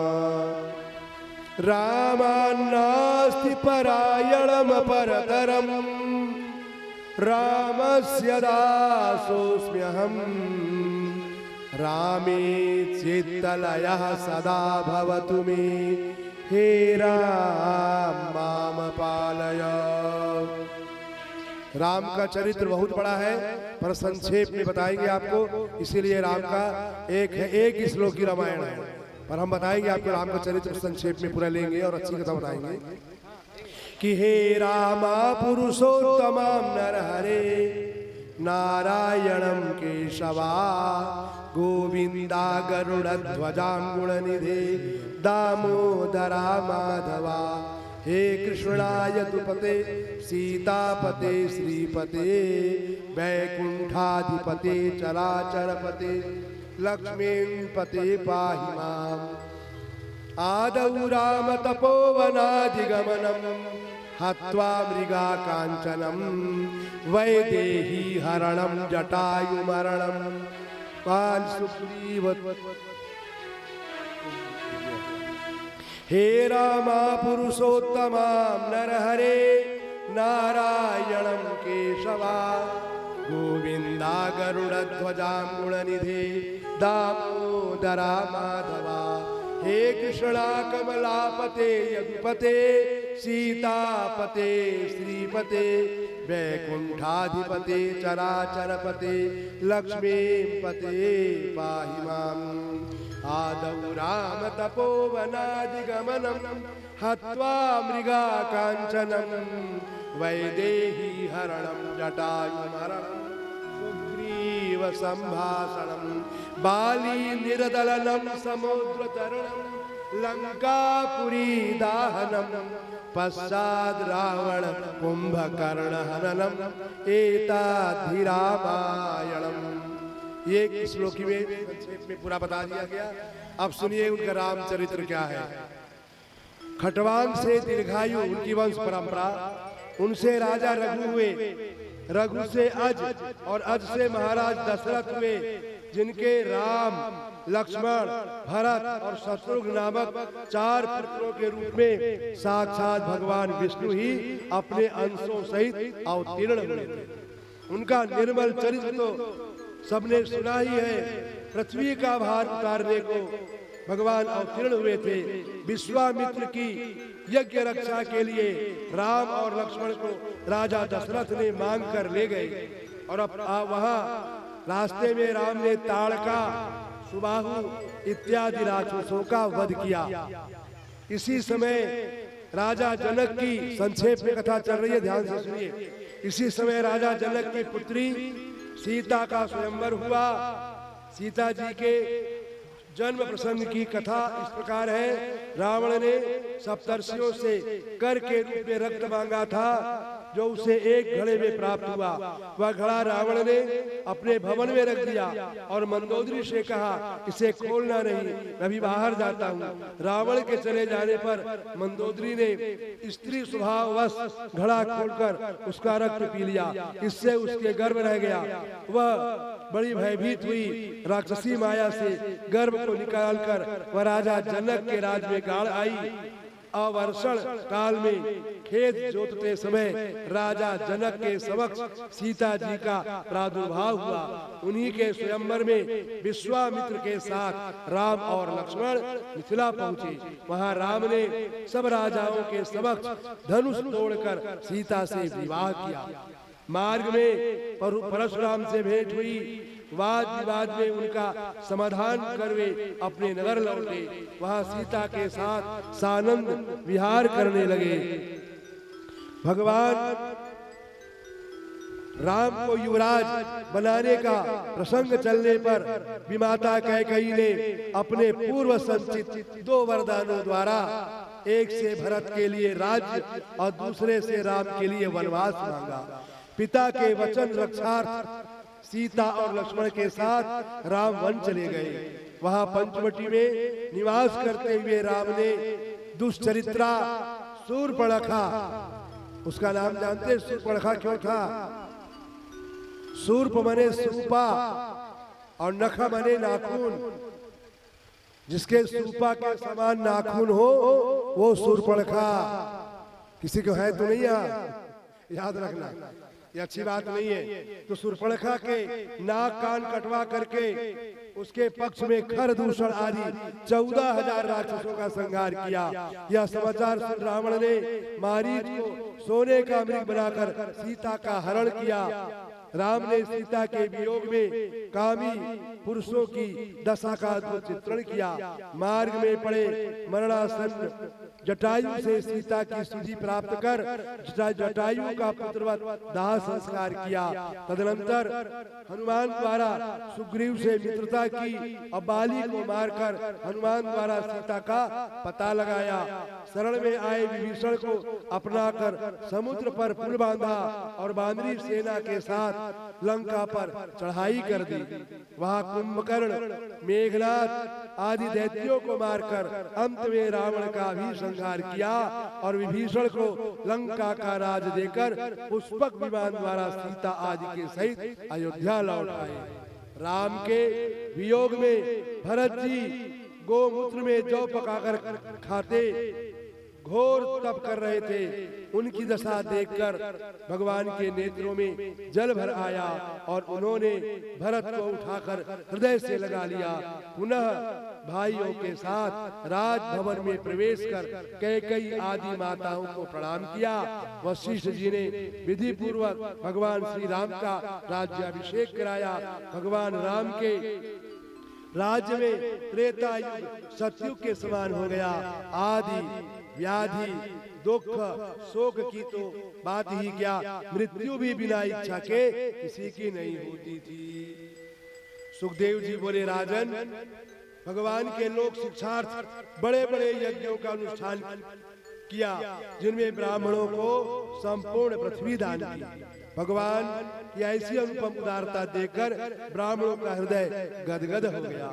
उन्होंने प्रसाद रूप में पुनः भगवान को पृथ्वी अर्पण कर दी और बोले, भगवान, हमसे इस पृथ्वी का पालन न हो सकेगा, आप हमारे हृदय का अंधकार दूर कर रहे हैं, इसी से हमने सब कुछ पा लिया।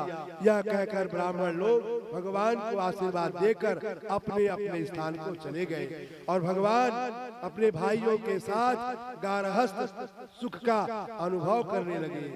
एक दिन भगवान राम लोक मनोवृत्ति की जिज्ञासा से वेश बदलकर रात्रि में घूम रहे थे कि एक धोबी ने अपनी स्त्री से कहा, ना हम विभर्मित्वा दुष्टाम सरती परिवेशगाम स्त्रीलोभी विहृद्यात् सीताम रामो नाहम भजे पुनः। अरे व्यभिचारिणी, तू रात भर दूसरे के यहाँ रहकर मेरे पास आई है। मैं राम की तरह स्त्री लोलुप नहीं हूँ।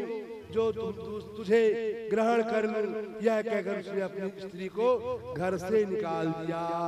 भगवान राम इस लोकापवाद से भयभीत हो उठे। उन्होंने सीता का परित्याग कर दिया, वाल्मीकि जी के आश्रम में छुड़वा दिया। अब ये बताओ कि भगवान राम और सीता का वियोग क्यों हुआ? धोबी के कारण। तो धोबी ने ऐसा साफ क्यों दिया, या धोबी ने ऐसा लांछन क्यों लगाया? सब अपने जन्म के कर्मों का फल मिलता है। सीता जी जब छोटी थी, जनकपुरी में घूम रही थी, सखियों के साथ खेल रही थी, उस समय उनके यहाँ दो तोते, मिट्ठू, तोता, सुआ, सुगा जो भी बोलते हैं, वो वहां पर घूमते घूमते आ गए और आकर के जो नर पक्षी था तोता, मादा पक्षी को भगवान राम की कथा सुना रहा था। तो सीता जी उनकी कथा को सुनने लगी। जब सुनी तो उसमें भगवान राम का जिक्र आया, चर्चा हुई, और साथ में सीता का जब वर्णन आया कि ऐसे ऐसे होगा, ऐसे ऐसे होगा, इनको जिज्ञासा हुई कि तो मेरा भविष्य बता रहे, जान रहे कि ऐसा ऐसा है, मेरा राम से विवाह होगा, फिर ऐसा होगा, सब कुछ जिज्ञासा। बस क्या किया, अपनी सहेलियों को बोली, जाओ इस तोते को पकड़ लो, इससे और कथा सुनेंगे। तो चुपचाप जाकर के उसको धोखे से दोनों पक्षियों को पकड़ लिया उन्होंने। और जब पकड़ के लाए तो उनसे पूछी सीता जी, तुम कौन हो और ये कथा इतनी सुना रहे हो, उसको हमें भी सुनाओ। तो तोते ने कहा, हम वाल्मीकि मुनि के आश्रम में रहने वाले स्वच्छंद विचरण करने वाले पक्षी हैं, और वहाँ वाल्मीकि के आश्रम में जो राम की कथा होती है वो हम सुनते हैं और दिन भर उसी का हम गुणगान करते हैं। सीता जी ने कहा, बड़ी अच्छी बात है, तो तुम यही मेरे यहाँ रहो और मुझे कथा सुनाओ। तो उन्होंने कहा, हम स्वतंत्र विचरण करने वाले पक्षी हैं, हम बंधन में नहीं रहेंगे, क्योंकि हम यहाँ रुकेंगे हमारी कथा छूट जाएगी, कल क्या कथा होगी हम क्या जानेंगे, इसलिए हमको जाने दो। सीता जी जिद में आ गई, बोली नहीं, मैं नहीं छोड़ूंगी, इतनी अच्छी कथा सुना रहे हो तो हम यही रहो, सुनो। तब जो नर पक्षी था, तोता था, वो क्या किया, तो उसको ये बोली सीता, ये काम करो, तुम जाओ, अरे जो मादा पक्षी ये रहेगी, तुम सुन के आना और इसको सुनाना, तो हम भी सुनेंगे, ये भी सुन लेगी। सीता जी बोली नहीं, तुम अकेले जाओगे। उसके वियोग में उसने प्राण त्याग कर दिया। किसने? तोता ने। जब उसने प्राण त्याग किया तो जो मादा पक्षी थी वो भी उसके वियोग में प्राण त्यागने लगी, और वही सीता जी से बोली, जिस प्रकार तूने हम दोनों को अलग किया है, हम दोनों ही तुझको अलग करने के कारण बनेंगे। वही जाकर के वहाँ धोबी और धोबी बनते हैं और भगवान राम को वनवास देने की बात करते हैं। क्या भगवान को ऐसा कष्ट हो सकता था? लेकिन नहीं। तो अब आप कहोगे कि राम ने क्या किया था? अगर सीता जी से अपराध बना तो एक कर्म क्या दूसरे क्यों सजा मिली? तो उसका भी कारण है। उसका कारण यह है कि भृगु ऋषि की पत्नी के यहाँ राक्षस लोग जाकर के छिप गए थे। उस समय ऋषि आश्रम में थे नहीं और ये अपने काम में लगी थी, लेकिन जब गए वो तो मिले ही नहीं, तो छिपाने के अपराध में उनसे पूछा, बोले यार कोई नहीं है। अब आदमी निकल गए असुर राक्षस, तो उसके अपराध में इन्होंने भगवान विष्णु ने चक्र चला दिया और उनका वध कर दिया था। तो भृगु जी ने इनको साप दिया था, तुम स्त्री का भी छो, जैसा मुझे स्त्री का भी छो हुआ तुमने किया है, तुमको भी अपनी पत्नी से बिछो प्राप्त होगा, उससे अलग होगा। इसलिए भगवान राम को यहाँ पे अलग होना पड़ा। ये कथा इस प्रकार से आई है। ये कथा पद्म पुराण में आई है, जो तोता और सुगा की कथा है। तो वाल्मीकि मुनि के आश्रम में छुड़वा दिया राम ने। सीता उस समय गर्भवती थी।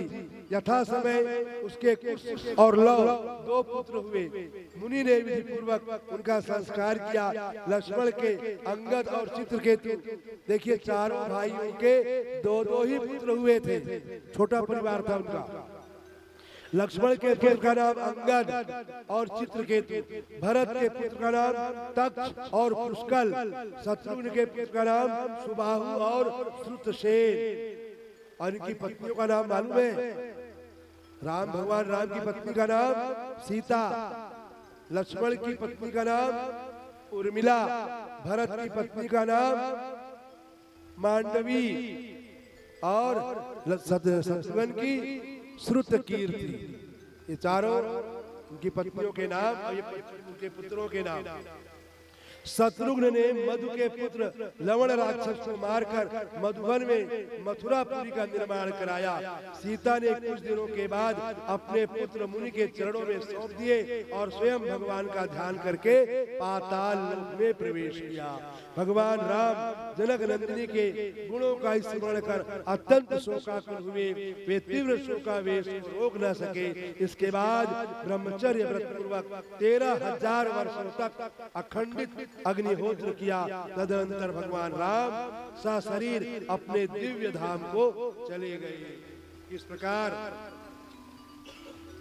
हे राजन, इस प्रकार हमने तुमसे इक्ष्वाकु के पुत्र विवेक के वंश का, भगवान राम के वंश का हमने वर्णन कर दिया है कि भगवान का राम। बोलिए श्यावर रामचंद्र की जय। प्रेम से परशुराम चरित्र भगवान, इसके बाद परशुराम चरित्र भी बताएंगे। हो कैसे ढूंढूं मैं रघुवर बताया आपका, रूप माया बना जब घनी रात का। कैसे ढूंढूं मैं रघुवर बताया आपका, कैसे ढूंढूं मैं रघुवर बताया आपका, रूप माया बना जब घनी रात का, रूप माया बना जब घनी रात का। कैसे ढूंढूं मैं रघुवर बताया आपका, कैसे ढूंढूं मैं रघुवर बताया आपका।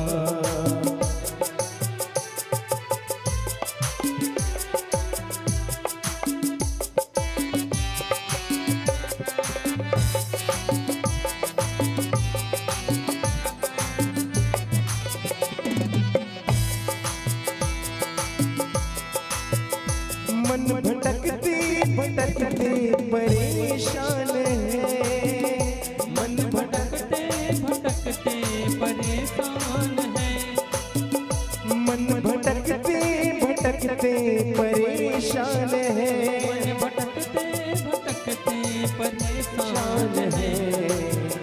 अब तो केवल बचा आसराया आपका, अब तो केवल बचा आसराया आपका, रूप माया बनाया घनी रात का, रूप माया बनाया घनी रात का। कैसे ढूंढूं मैं रघुवर बताया आपका, कैसे ढूंढूं मैं रघुवर बताया आपका। श्री राधे।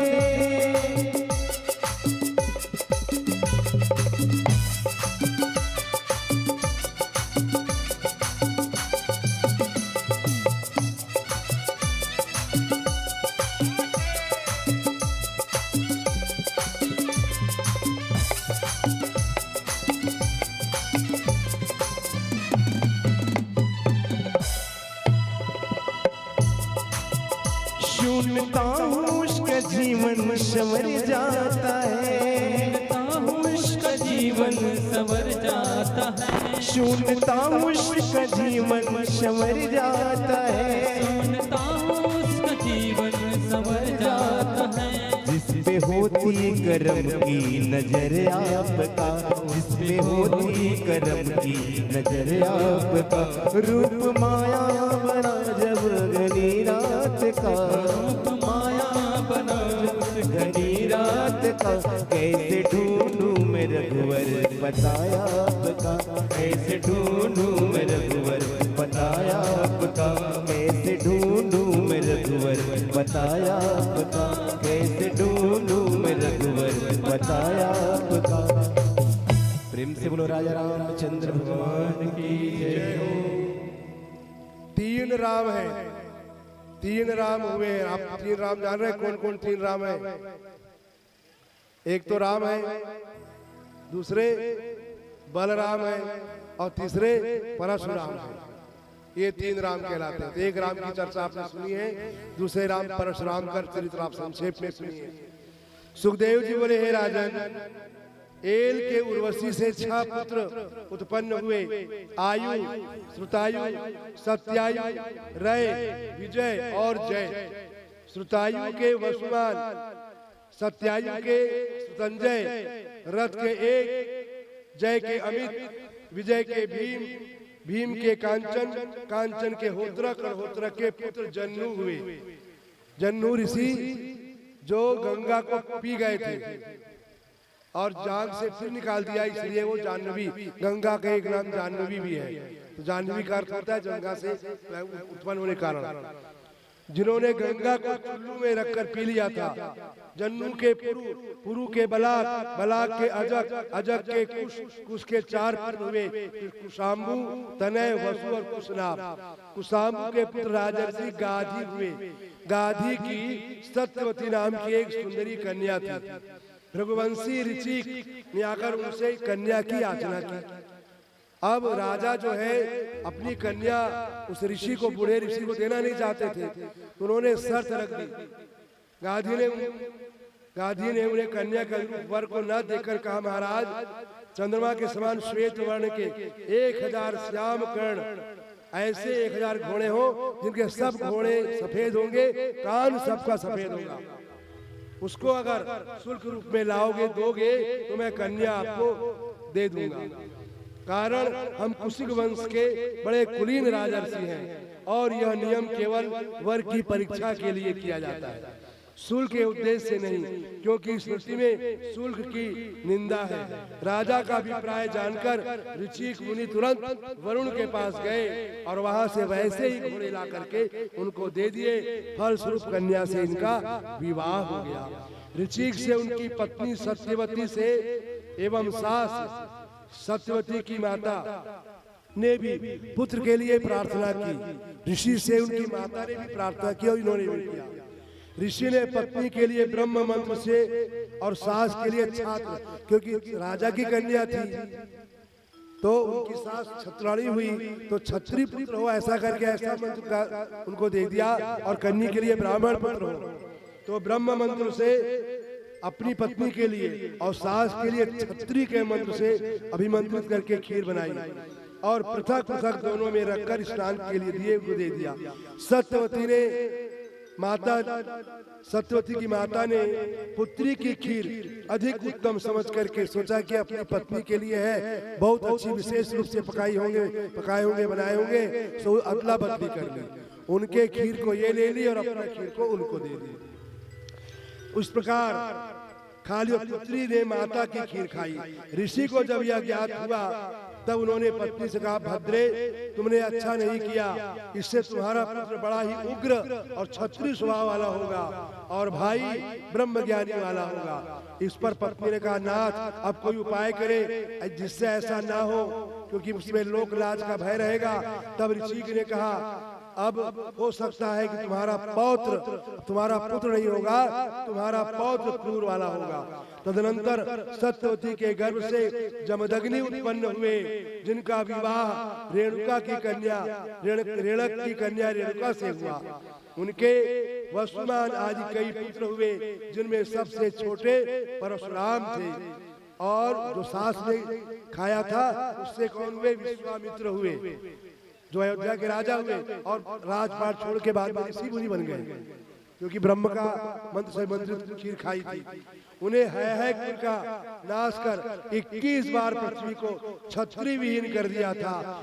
राजा परीक्षित ने पूछा, हे मुने, क्षत्रियों ने ऐसा कौन सा अपराध किया जिससे परशुराम ने उनके कुल का ही विनाश कर दिया?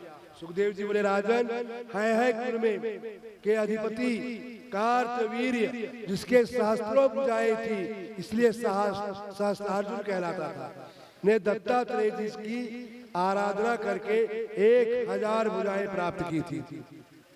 उसका तेज, बल और ऐश्वर्य इतना बढ़ गया था कि शत्रु उससे घबराते थे। वह वायु की तरह सब लोक में विचरता था। एक दिन उसने स्त्रियों के साथ नर्मदा के जल में क्रीड़ा करते हुए भुजाएं फैला करके नदी का पानी रोक दिया। हजारों भुजाएं थे, नदी में नहा रहा था, दोनों ओर हाथ हजारों भुजाएं बढ़ा दिया, पानी रुक गया, पानी का बाढ़ आ गया। नर्मदा के ऊपरी भाग में जिला दिग्विजय के लिए डेरा डाले रावण शिव का पूजन कर रहा था। उसका संपूर्ण शिविर नर्मदा के अवरुद्ध प्रवाह की बाढ़ में निमग्न हो गया। रावण का शिविर वहीं पड़ा था, डूबने लगा। यह देखकर वह तुरंत सहस्त्रार्जुन से युद्ध करने आ पहुंचा। कार्तवीर ने बंदर के तुल्य ही उसे पकड़कर अपनी पुरी में कैद कर लिया। कुछ दिनों के बाद अपनी इच्छा से ही उसको छोड़ दिया रावण को। ऐसा प्रतापशाली हुआ सहस्त्रार्जुन एक दिन जमदग्नि के आश्रम में गया और मुनि ने कामधेनु के प्रताप से सेना सहित राजा का यथोचित भव्य सत्कार किया। मुनि का ऐश्वर्य अपने से अधिक देखकर सहस्त्रार्जुन उनकी कामधेनु को बलपूर्वक अपनी पुरी में ले आया।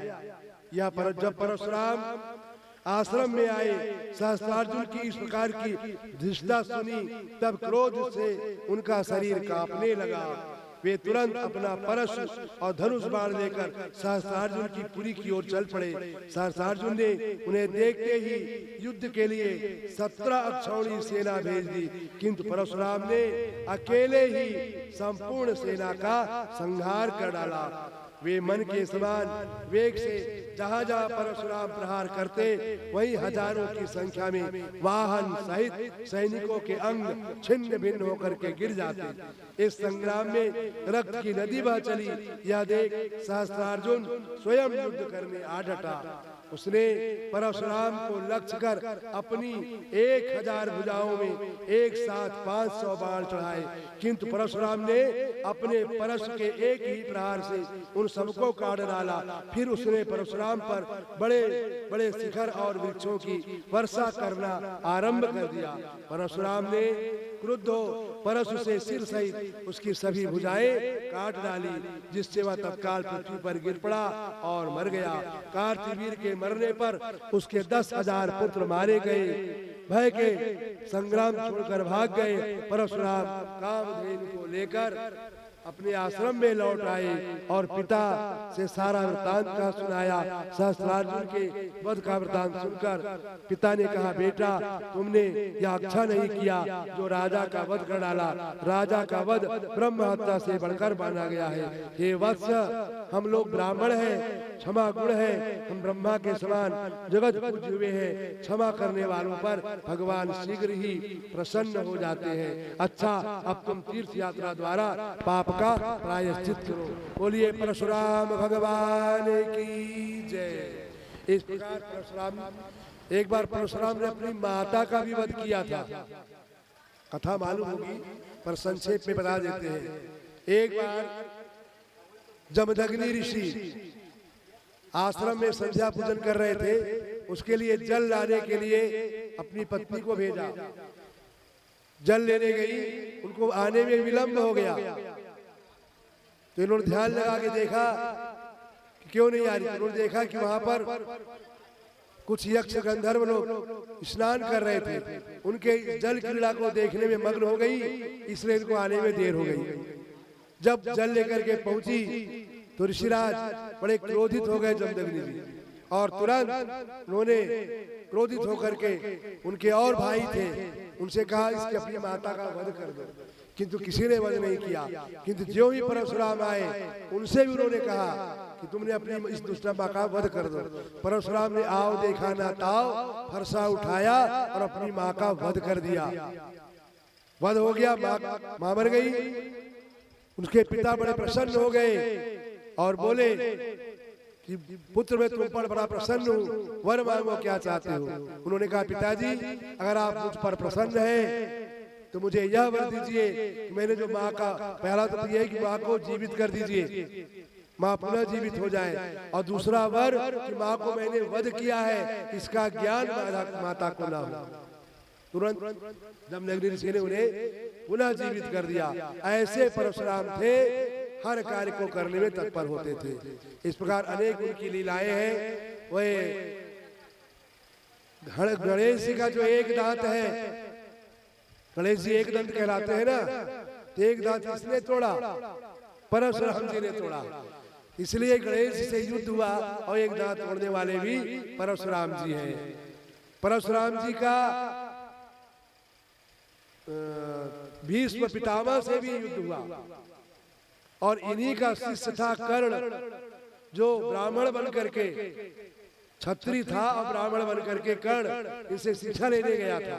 तो एक समय एक उनकी गोद में रख करके, परशुराम की गोद में रख के सो रहे थे, कोई एक कीड़ा आया और कर्ण की जंघा के अंदर घुस गया, काटने लगा।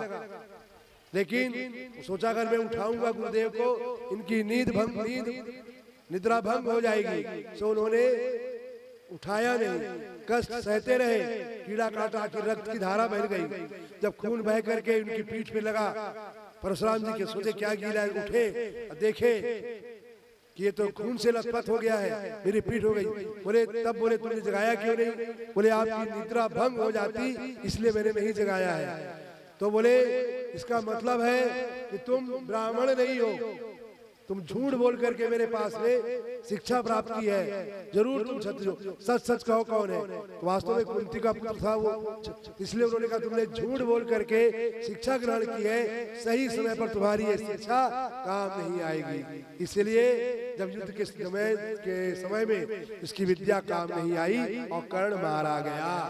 इस प्रकार परशुराम के बहुत सारे चरित्र हैं। संक्षेप में मैंने आपको परशुराम चरित्र बताया है। अब राजा दुष्यंत और शकुंतला की कथा बताएंगे, किसकी पुत्री है और कैसी है। इसके बाद भगवान कृष्ण जन्म की ओर हम बढ़ेंगे, वसुदेव का विवाह होगा। एक भजन लीजिए, एक भजन, उसके बाद में दुष्यंत की कथा, बहुत अच्छी कथा है दुष्यंत की भी।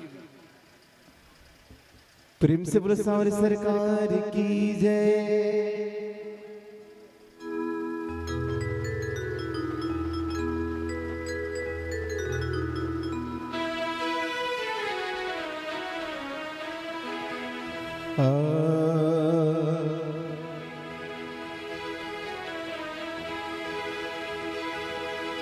मेरे सिर पर रख दो कान्हा अपने ये दोनों हाथ, देना हो तो दीजिए जन्म जन्म का साथ, देना हो तो दीजिए जन्म जन्म का साथ।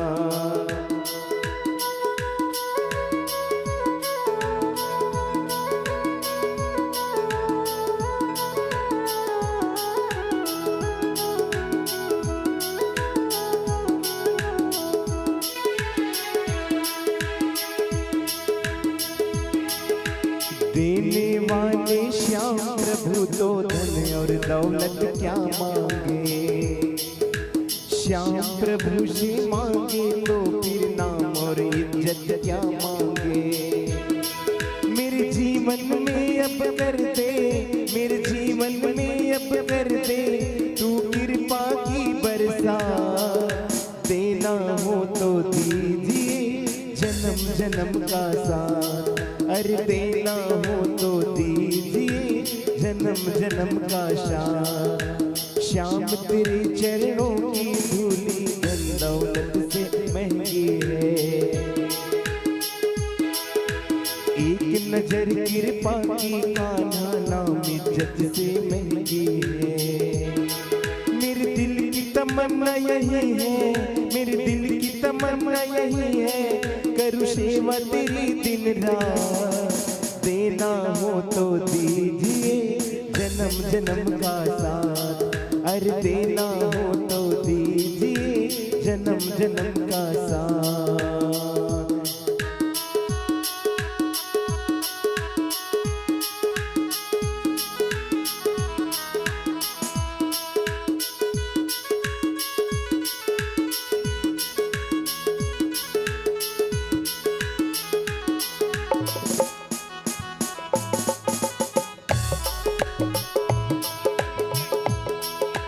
झुलस रहे हैं गम की धूप में, प्यार की छैया दे दे तू। झुलस रहे हैं गम की धूप में, प्यार की छैया दे दे तू।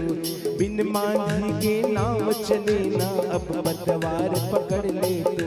बिन मांझी के नाम चले ना, अब पतवार पकड़ ले तू। मेरे रास्ता रोशन कर दे, मेरा रास्ता रोशन कर दे, मेरा रास्ता रोशन कर दे, मेरा रास्ता रोशन कर दे। छाई अंधियारी रात।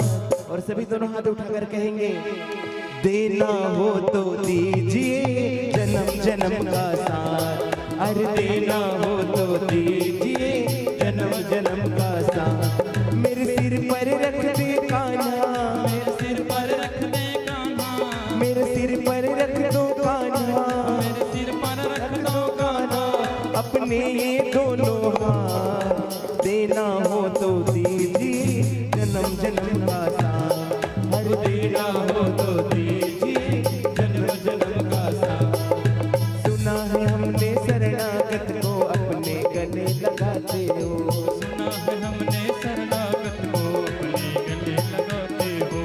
ऐसा हमने क्या मांगा जो देने से हिचकाते हो। ऐसा हमने क्या मांगा जो देने से कतराते हो। चाहे जैसा रख बनवारी, चाहे जैसा रख बनवारी, चाहे जैसा रख बनवारी, चाहे जैसा रख बनवारी। बस होती रहे मुलाकात। देना हो तो दीजिए जन्म जन्म का साथ। अरे देना हो तो दीजिए जन्म जन्म का साथ। मेरे सिर पर रख दो कान्हा, मेरे सिर पर रख दो कान्हा, मेरे सिर पर रख दो कान्हा। मेरे सिर पर रख दो कान्हा। अपने ये दोनों हाथ। देना हो तो दीजिए जन्म जन्म का साथ। हर देना हो तो दीजिए जन्म जन्म का साथ। हर देना हो तो दीजिए जन्म जन्म का साथ। हर देना हो तो दीजिए जन्म जन्म का साथ। बोलो सावरी सरकार की। अब राजा दुष्यंत के पुत्र भरत की कथा है। तो शकुंतला अपने नाम सुना है। शकुंतला कौन थी? शकुंतला जो है मेनका और विश्वामित्र की पुत्री है। जब वशिष्ठ के यहाँ एक बार कथा है, संक्षेप में बता रहे हैं, कथा तो बहुत ज्यादा है। एक बार जब राजा थे विश्वामित्र अपना युद्ध से लौट रहे थे, रास्ते में पड़ाव डाल के सेना समेत विश्राम करने लगे। उसी समय विश्वामित्र के आश्रम के पास में थे। तो विश्वामित्र के सैनिक लोग वही थे। तो वशिष्ठ मुनि के शिष्यों को जब पता चला कि हमारे यहाँ के राजा यहाँ आके पड़े हुए हैं, सो अपने शिष्यों को भेजा कि जाके उनसे कहो कि हमारा आतिथ्य स्वीकार करें। राजा अगर हमारे नगर के सब करीब से गुजरे तो हमें उसका आतिथ्य सम्मान करना चाहिए।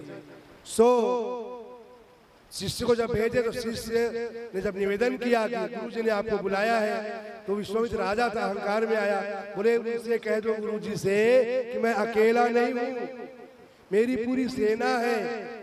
पूरी सेना को कैसे आप खिलाओगे और कैसे व्यवस्था करोगे? फिर शिष्य आगे फिर गया, तो बोलो उनकी सेना समेत उनकी व्यवस्था हो जाएगी। तो शिष्य पुनः गया और जाकर के राजन से विश्वामित्र से निवेदन किया, गुरुजी की आज्ञा है कि आप सेना समेत पधारें। विश्वामित्र सेना समेत उनके यहाँ पहुंच गए।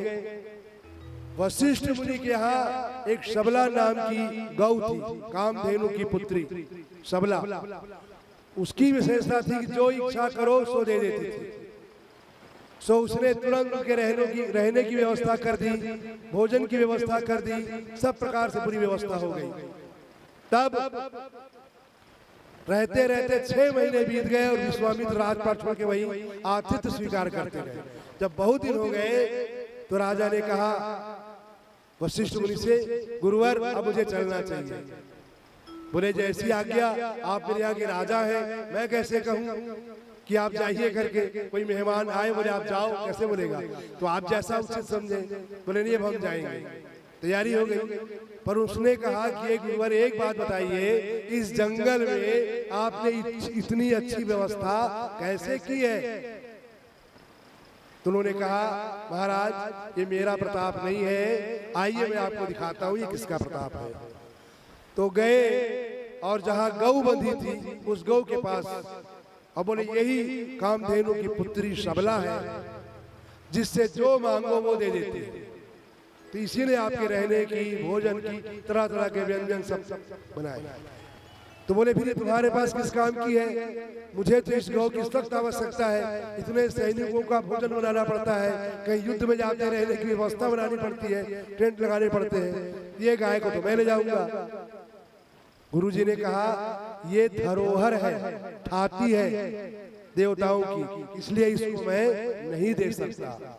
विश्वामित्र क्रोधित हो गए, बोले तुम राजा की आज्ञा को नहीं पालन कर रहे हो। बोले धरोहर को मैं नहीं दे सकता। राजा जिद में आ गए विश्वामित्र, और जबरदस्ती छीन करके गाय को ले जाने लगे। कुछ दूर तो गाय गई, बाद में छुड़ा करके भाग करके रस्सी तोड़ करके आ गई, और गुरुजी से निवेदन किया, गुरुजी मुझसे क्या अपराध बना है जो मुझे आपने छोड़ दिया? बोले अपराध तुमसे नहीं बना है, अपराध हमसे हुआ है। हमारे यहाँ का राजा है वो, और राजा जो चाहे वो करे, मैं राजा से लड़ नहीं सकता।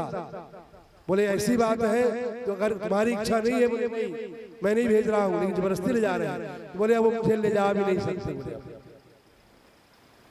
तुरंत हुंकार भरी सेना ही सेना उत्पन्न हो गई, और सारी सेना इनको परास्त कर दी विश्वामित्र की। हार गए विश्वामित्र, तुरंत अयोध्या पहुंचे, अयोध्या के राजा थे, अयोध्या तुरंत पहुंच गए। फिर सेना लेके आए, फिर हार गए। इनको बड़ा क्रोध आया कि मैं हार गया, मैं राजा हूं, मैं हार के जा रहा हूं बार बार। तो इन्होंने फिर ब्रह्मा जी की तपस्या की, और तपस्या से वर मांगा, भगवान ये ऐसा क्या प्रताप है? तो उन्होंने कहा वो ब्रह्मर्षि है, और ब्रह्मर्षि अपनी ब्रह्म विद्या से जो चाहे सो कर सकते हैं। तो बोले मुझे भी ब्रह्मर्षि का वरदान दीजिए। बोले इस जन्म में आप ब्रह्मर्षि नहीं हो सकते, आपको राजर्षि होने का वरदान मैं देता हूं, क्या आप राजाओं के ऋषि बनोगे? तो तथास्तु बोले। अब वहां मिला वरदान, क्या मिला था? राजर्षि होने का। और यहाँ आकर सबको क्या बोलने लग गए? अहम ब्रह्मास्मि, मैं ब्रह्मर्षि। और फिर लड़ने के लिए आ गए, क्योंकि क्षत्रियों का गुण है क्या है? लड़ना, और ब्राह्मण का गुण लड़ना नहीं होता है, लड़ाई से दूर भागता है। फिर लड़ने के लिए आ गए, युद्ध से लौटे सेना विना लेकर के। तो वशिष्ठ मुनि एक ब्रह्म दंड लेकर के बस खड़े हो गए सामने, और फिर उनकी सेना परास्त हो गई। तब उन्होंने कहा कि दिग बल क्षत्रिय बल, क्षत्रिय बल का को धिक्कार है, और श्रेष्ठ बल ब्रह्म बल, ब्रह्म बल जो है श्रेष्ठ है। तो मैं आज से ब्राह्मण ही बनूंगा। ऐसा करके उन्होंने ब्राह्मणत्व का पालन किया, और राजपाट छोड़ करके वो ब्राह्मण बन गए। तो ब्राह्मण बनने के बाद फिर तपस्या करने गए। बोले ब्राह्मण बनना है, ब्रह्मर्षि बनना है, तपस्या। जब तपस्या करने गए तो उनकी तपस्या को भंग करने के लिए मेनका अप्सरा को भेजा गया। जब मेनका अप्सरा को भेजा गया तो उससे उनके माया जाल में फंस गए विश्वामित्र मुनि, और उनसे ही वो गर्भवती हो गई, और उससे ही पुत्री हो गई। एक कन्या का जन्म हो गया। जब कन्या का जन्म हो गया, किसी की तपस्या भंग हो गई, तब अप्सरा भी यहाँ से छोड़ के चली गई। बोले ये मेरा काम, बच्चों का पालन पोषण करना मेरा काम नहीं है, वो छोड़े। अब विश्वामित्र तपस्या करने गए थे, और कहा स्त्री के चक्कर में फंस गए। अब क्या करें? बोले मैं भी नहीं रखूंगा। बच्ची को वैसे ही छोड़ दिया उन्होंने। तो वही कर्ण मुनि का आश्रम था। कर्ण मुनि के आश्रम से सरोवर से जा रहे थे, क्या देखते हैं कि पक्षी लोग अपने पंख फैला करके उस रोती हुई बच्ची को छाया करके उसको चुप करा रहे थे पक्षी लोग। तो पक्षी को बोलते हैं शकुन। शकुन माने शकुन सास बोलते ना सुनने के लिए। अब सब शकुन और अपशकुन क्या है? पक्षियों की बोली। अच्छे कोई कोयल बोल दे, कोई पक्षी बोलते तो अच्छा है। तो शकुन माने होता है पक्षी, और तला माने तले नीचे। तो गण मुनि और उनके शिष्यों ने उस बच्ची को उठाया, तो शकुन माने पक्षी के नीचे होने के कारण उस बच्ची का नाम शकुंतला रखा गया। तो अपने आश्रम में लाए, उसको पालन पोषण किए, और जब वो बड़ी हो गई उसी आश्रम में दुष्यंत पधारे। जब दुष्यंत पधारे उसी पर एक कालिदास हुए। तो कालिदास ने एक नाटक लिखा है, उस नाटक का नाम है शाकुंतलम। पूरे इनके चरित्र पर उन्होंने वर्णन किया है। तो कालिदास पर भी थोड़ा चर्चा कर दूं मैं, क्योंकि ज्ञान की बात है, चर्चा होनी चाहिए। तो कालिदास के बारे में आपने सुना होगा कि कालिदास क्या थे जन्म से, क्या थे, नहीं मालूम है, कोई भी नहीं जान रहा है। कालिदास महामूर्ख थे, सुने नहीं है? कालिदास, आज सुन लीजिए, कालिदास महामूर्ख थे, और उनसे आपको शिक्षा भी मिलेगी कि मूर्ख किसको कहते हैं। किसी को भी मूर्ख नहीं बोल देना चाहिए। तो मूर्ख थे, उनसे शिक्षा भी मिलेगी। तो इतने मूर्ख थे कि वो एक बार, और विवाह उनका हुआ था किससे, विद्योत्तमा से। तो विद्योत्तमा नाम की जो कन्या थी, बड़ी राजर्षि थी, राजकन्या थी, वो विद्वान सी विदुषी थी। तो सभी को परास्त कर देती थी, और उसका संकल्प था कि जो मुझे परास्त करेगा मैं उससे विवाह करूंगी। बहुत सारे ऋषि मुनि ब्राह्मण लोग गए, पर सबको हरा दिया। तो ब्राह्मणों ने फिर छल किया, इसको ज्यादा घमंड हो गया है राजकन्या को, मैं बहुत बड़ी विद्वान हूं, तो क्यों न इसको किसी मूर्ख से ही विवाह करा दिया जाए। तो ऋषि मुनि वहां से लौट रहे थे, तो क्या देखते हैं कि कालिदास जी एक वृक्ष पर चढ़े हुए हैं, और जिस पेड़ डगाल पर बैठे थे उसी डगाल को काट, मानो ये पेड़ है, ये डगाल है, यहाँ बैठ करके यहाँ काट रहे हैं। तो ऋषि मुनि जब गुजरे, बोले अरे ये कितना मूर्ख है, जब कटेगा और गिरेगा तो डगाल के साथ खुद भी गिर जाएगा ना। तो उससे बोले अरे भाई तुम ये क्या कर रहे हो, पेड़ काट रहे हो, और काटोगे तुम भी दब जाओगे, तुम ही मर जाओगे, लग जाएगा, इतना मूर्ख तुम हो। बोले मैं काट रहा हूँ, तुम्हें क्या आपत्ति है, मैं काट रहा हूँ। बोले तो बड़ा मूर्ख है, ऊपर से जबान भी लड़ा रहा है। बोले एक काम करो, तुम विवाह करोगे? तो विवाह से कौन नहीं प्रसन्न हो जाएगा। बोले हाँ विवाह करूंगा। विवाह के नाम से प्रसिद्ध शुरू हो गए। तो बोले कैसे? तो एक काम करना पड़ेगा। बोले क्या? बोले तुमको एक जगह चलना है, पर वहां कुछ बोलोगे नहीं, जो बात करोगे मौन इशारे से बात करोगे। बोले ठीक। अब मूर्ख कालिदास को ले आए, नहलाए धुलाए, बढ़िया कुंड लगा दिए, चंदन लगा दिए, कपड़े पहना दिए, और फिर राज दरबार में पहुंच गए और संदेश भेजा विद्योत्तमा से। उन्होंने क्या है? बोले शास्त्रार्थ के लिए हमारे गुरु जी आए हैं। बोले हम लोग तो नहीं जीत पाए तुमसे, हमारे गुरु जी आए हैं, पर हमारे गुरु जी का मौन व्रत है, तो आपको जो प्रश्न करना हो इशारे से करिएगा। वो बोले ठीक है, तो हम तैयार हैं। अब सभा लग गई, उधर रानी बैठ गई विद्योत्तमा, और इधर कालिदास, और प्रश्न करने लगे। तो राजा ने, वो जो कन्या थी विद्योत्तमा ने एक उंगली उठाई। इसका क्या मतलब होता है बताओ? ये तो मूर्ख थे, क्या जाने। वो एक उंगली दिखाई, ये मन में सोचे, ये बोल रही है तुम्हारी एक आंख फोड़ दूंगी। अब मूर्ख आदमी मूर्ख अर्थ लगाएगा, ऐसा बोली एक क्या है? बोले ये मेरे को उंगली दिखा रही थी, एक आंख फोड़ दूंगी। तो ये क्या बोलते हैं? तू मेरी एक उंगली फोड़ेगी, मैं तेरी दोनों उंगली फोड़ दूंगा। तो चिल्ला उठी। बोले तुम्हारे गुरुजी क्या बोल रहे हो? बोले आपका प्रश्न क्या है, आप प्रश्न बताओ, हम बताते हैं। बोले हमारा कहना है कि ईश्वर एक होता है, तुम्हारे गुरुजी बोलते हैं दो बोल रहे हैं। तो बोले उनका कहना भी सही है, ईश्वर एक ही है, पर एक साकार सगुण होता है, एक निराकार निर्गुण होता है। बोले हाँ ये बात तो है। बोले ठीक। बोले हाँ ठीक बोल रहे हैं। बोले दूसरा प्रश्न करिए। दूसरे में वो उंगली ऐसा दिखाई, ये बोली, ये बोल रही है कि मैं मारूंगी एक झापड़ खींच के। मूर्ख तो अर्थ लगाने में क्या, जहां हाथ दिखाई बोले मेरे को मारेंगे। तो उसने क्या दिखाया? बोली बोले फिर चिल्लाई, बोले क्या बोल रहे हैं? बोले आपका प्रश्न क्या है? उसका था कि हमारा जो शरीर है 5 तत्वों से बनता है, क्षिति जल पावक गगन समीरा। तो तुम्हारे गुरुजी बोलते हैं हूँ बोल रहे ये क्या है? बोले तो उनका वो कहना है कि जब 5 तत्व मिलते हैं तभी तो शरीर बनता है, 5 नहीं मिलेंगे शरीर कैसे बनेगा? हाँ बोले आपके गुरुजी बहुत विद्वान है। बोले वो हार गई। बोले अब उससे उसका विवाह हो गया। अब जब विवाह हो गया तो उनके यहाँ चली गई, वहीं रहने लगी, उन्हें अपने यहाँ रख ली उनको। अब होते करते कब तक के मौन व्रत रहते, कभी न कभी तो उठना था।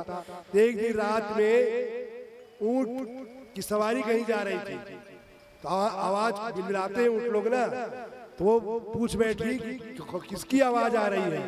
तो इनसे ऊंट बोलते नहीं बन था, उट्र उट्र बोले, संस्कृत में उष्ट्र बोलते हैं, तो उट्र उट्र बोले।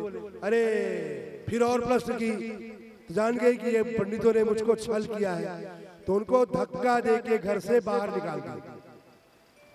जब घर से बाहर धक्का देके गिराई तो बाहर में जीभ कट गई, और घर के बाहर नीम का एक पेड़ था, उसके पेड़ में वहीं जब जीभ कटी तो खून भी वहीं बह गया। उससे काली देवी प्रसन्न हो गई। नीम के पेड़ में शीतला माता का वास, काली प्रसन्न हो गई, तुरंत खड़ी होके बोली मांग क्या चाहता है, क्या बोलना है? बोले तेज जैसे कोई बच्चा रोता है, बोलते कौन मारा है, कौन पूछा, पूछते हैं, ये बोली पूछ रहे कि कौन मारा है बताओ। तो वो क्या बोली, उसका नाम क्या था? विद्योत्तमा। तो विद्योत्तमा बोलते नहीं बनता था, बोले विद विद विद ऐसा बोले। बोले ये विद्या मांग रहा है, तथास्तु बोल दी, तुम बहुत बड़े विद्वान बनोगे। अब वहां से घर तो जा नहीं सकते, बाहर निकले, आए, सत्संग किया और विद्या प्राप्त किए, और खूब पढ़ लिख करके जब विद्वान हो गए तो फिर घर आए, फिर अपनी रानी के पास में आए, और आकर के दरवाजा को खटखटाया तो अंदर से आवाज आई, और संस्कृत में बोले कपाटम उद्घाटे, दरवाजा खोलो। तो अंदर से क्या बोलती है? अस्ति कश्चित वाद विशेष। अस्ति माने है, कश्चित माने कौन, वाद विशेष माने विशेष वाणी बोलने वाला, ये कौन है? और दरवाजा खोली तो देखी तो वह कालिदास। तो पत्नी के 3 वाक्य को सुनकर के उन्होंने 3 महाकाव्य की रचना कर दी। अस्ति से अस्त्योत्तरश्याम दिशदेवतात्मा हिमालयो नाम नगाधिराजा पूर्वा परो तो यवगाय नित्यम। कुमार संभव नाम का ग्रंथ लिखा इन्होंने अस्त्योत्तरश्याम से। कश्चित कश्चित कांता विरह गुरुणा स्वाधिकारान प्रवक्ता, मेघदूत नाम का काव्य लिखा। और तीसरा वाग विशेषा से वागार्था विव संपृक्तौ वागर्थ प्रतिपत्तये जगतः पितरौ वंदे पार्वती परमेश्वरौ। कुमार को क्या बोलते हैं? रघुवंश महाकाव्य। तो कुमार संभव, मेघदूत और रघुवंश महाकाव्य लिखा। ऐसे उद्भट विद्वान कालिदास, उन्होंने लिखा था शाकुंतलम नाम का नाटक। जो मूर्ख की बात हुई थी तो वह कहा कि राजा के दरबारी बन गए राजा भोज। तो राजा भोज जैसे अकबर बीरबल की कथा प्रसिद्ध है, ऐसी राजा भोज और इनकी कालिदास की भी कथा प्रसिद्ध है। एक दिन राजा भोज बोले मूर्ख कौन होता है, मूर्ख किसे कहते हैं, वो उसको परिभाषित कर रहे हैं। एक दिन राजा अपनी रानी से बात करने के लिए बोले रानी सुनो। उस समय रानी किसी से बात कर रही थी, तो इन्होंने कहा रानी सुनो। तो रानी ने क्या बोल दिया मालूम? राजा से चुप रहो मूर्ख। रानी ने राजा से कह दिया चुप रहो मूर्ख। राजा तो क्रोधित हो गए, पर बोले क्यों? लेकिन राजा के भोज के दरबारी कवि सब विद्वान थे, तो वो विचार किया कि रानी ने मुझे मूर्ख क्यों कह दिया। मन में विद्वान था इसलिए कुछ नहीं उत्तर दिया, आ गया। और रात में उसको नींद नहीं आई, न पूछ सका। दूसरे दिन प्रातः काल हुआ, सवेरा हुआ, सबसे पहले नहाया धोया और राज दरबार में जाकर सवेरे से बैठ गया। बाकी दिन क्या होता था, जब सभा बैठ जाती थी तब जब राजा महाराजा भोज पधार रहे हैं ऐसा बोलते तब जाते थे। और उस दिन जाके सबसे पहले जाके बैठ के, नींद तो आई नहीं थी, उनको विद्वानों से प्रश्न पूछना था। बैठ गए। अब जो भी दरबारी आता क्या बोलते मालूम? आओ मूर्ख, बैठो मूर्ख। आओ मूर्ख, बैठो मूर्ख, एक ही शब्द बोलते। होते करते पूरी सभा भर गई, आपस में कानाफूसी होने लग गई। राजा तो पागल हो गया, एक तो सबसे पहले आके बैठ गया और सबको मूर्ख ही मूर्ख बोल रहा है, राजा ही पागल हो गया। पर राजा से कौन बोले कि क्यों ऐसा बोल रहे हैं। उतने में ही ये आ गए, कौन, कालिदास। जब वो आए तो उनको भी बोले आओ मूर्ख। तो कालिदास रुके नहीं, राजा के पास पहुंच गए और वहां जाकर के तुरंत श्लोक के माध्यम से प्रश्न कर दिया कि आपने मुझे मूर्ख क्यों बोला, किस लिए कहा है। उत्तर वो नहीं दे पाए, बोले उसका उत्तर मैं देता हूं कि मूर्ख लोग कौन होते हैं। तो गतम न सोचामि कृतम न मन्ये अखादन न गच्छामि हसन न जल्पे द्वाभ्याम तृतीयो न भवामि राजन केनास्मि मूर्खो वद कारणेन। बोले मैंने ऐसा कोई कार्य तो किया नहीं, गतम न सोचा, जो बीत गया है अब उसके लिए हम बैठे रहेंगे। किसी की मृत्यु हो गई, अब चला गया, हाय क्या करूं, दिनचर्या बंद कर दो, सब बंद कर दो, घर घर चलेगी नहीं। तो गतम न सोचा कृतम न मन्ये, जो काम हो गया उस पर भी नहीं। खादन न गच्छामि, खाते हुए अगर कोई चले वो भी मूर्खता काम है, अटक जाए, प्राण चले जाए। हसन न जल पे, हंसते हुए बात नहीं करना चाहिए। ये जो चार काम करता है वो मूर्ख कहलाता है। तो राजा हंसने लगा, बोले मुझको उत्तर मिल गया, उत्तर मिल गया। बोले क्या उत्तर मिल गया। बोले रानी किसी से बात कर रही थी, इसलिए जब कोई दो लोग बात करते हो तो बात में लात नहीं मारना चाहिए, ये शिक्षा मिलती है। तो राजा को उससे शिक्षा के जन्म से उन्होंने दे दिया कालिदास जी ने। तुरंत राजा ने एक प्रश्न किया, क्योंकि तुरंत कविता करते थे कालिदास, जितने विद्वान थे उनके बारे में कहा जाता है उपमा कालिदासस्य भारवे रर्थ गौरवम दंडिना बदलालित्यम मागे संति त्रिगुणा। उपमा कोई करे तो कालिदास से करे।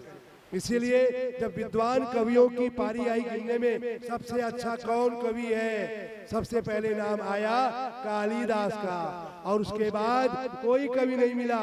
ये उंगली का नाम क्या हो गया, अनामिका। कि पुरा कवि नाम गणना प्रसंगे कनिष्ठिकाधिष्ठित कालिदासा।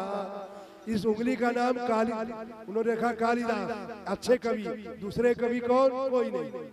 तो पुरा कवि नाम गणना प्रसंगे कनिष्ठिकाधिष्ठित कालिदासा। अद्यापि आज तक कोई कवि उनके बराबरी का नहीं हुआ, इसलिए इस उंगली का नाम अनामिका पड़ गया। तो तुरंत राजा भोज ने कहा, राजन तुरंत मैं एक पद देता हूं और एक पद मैं बोलूंगा, 3 पद आप बना के तुरंत बताओ। तो राजा के मुंह से क्या निकला मालूम, टटन टटन टन टटन टटन टन। राजा से जो मुंह में निकल जाए और दरबारी कवि को पूरी कविता पूरी करनी पड़ती। तुरंत उन्होंने कहा, अभी तुरंत सुनिए। बोले इसका उत्तर मैं दे रहा हूं। उन्होंने क्या कहा, अब मैं समझ गया कि आपकी आवाज कहा, आपने ऐसा श्लोक बनाने को क्यों कहा। उन्होंने कहा, थोड़ा बढ़ाना इसमें कम है। तुरंत उन्हें कहा क्या, टटन टटन टन टटन टटन टन। उन्होंने कहा, क्या कहा कि राज्याभिषेके मदव्यूहलायाम अकराच्युतो हेम घटस्तरुण्याम सोपान मासाद्य करोति शब्दम और टटन टटन टन टटन टटन टन। क्या मतलब हुआ इसका। बोले जब आपका राज्याभिषेक हो रहा था उस समय एक बहुत बड़ा मंच बनाया गया था और उसपे सौभाग्यवती स्त्रियों के द्वारा सोने के कलश से आपका अभिषेक किया जा रहा था।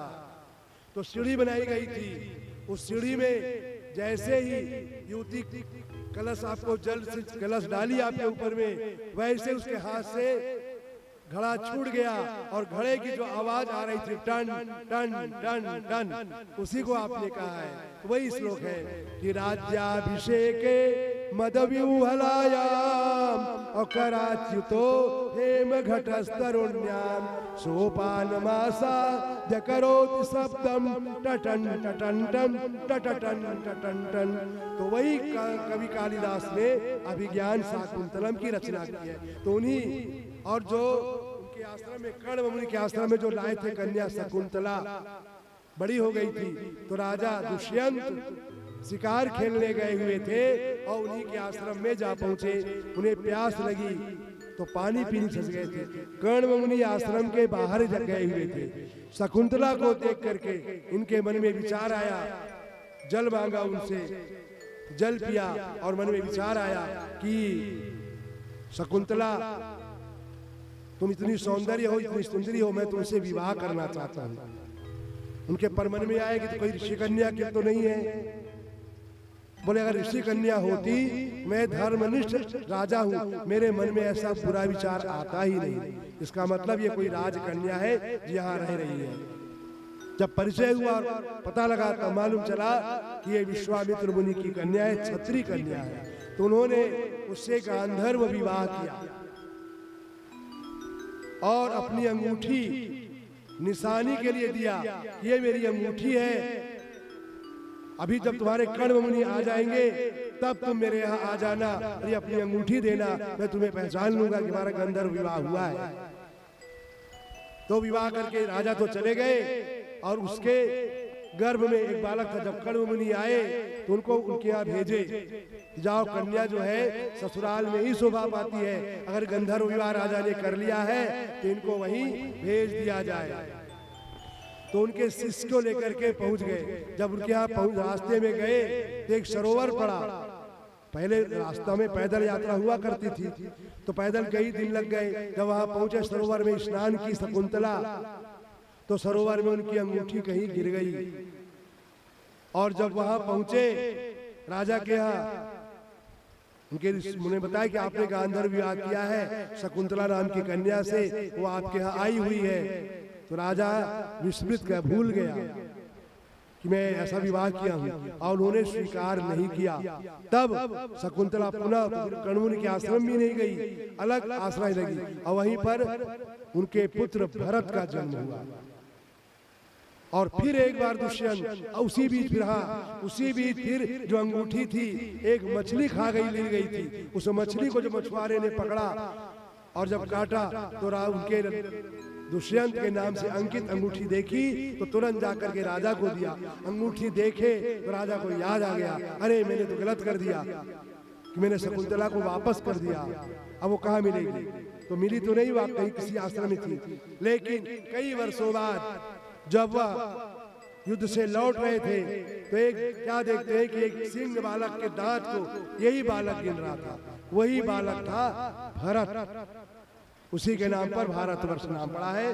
ये भरत चरित्र था जो आज आपको इसमें मैंने बताया हूँ। अब इसके आगे भगवान कृष्ण के जन्म की बात होगी, देवकी का विवाह होगा।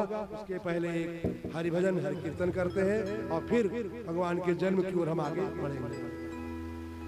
प्रेम से बोलो सावरी सरकार की जय। रचा है सृष्टि को जिस प्रभु ने, वही सृष्टि चला रही है। जो पेड़ हमने लगाया पहले, उसी का फल हम अब पा रहे हैं। रचा है सृष्टि को जिस प्रभु ने, वही ये सृष्टि चला रही है।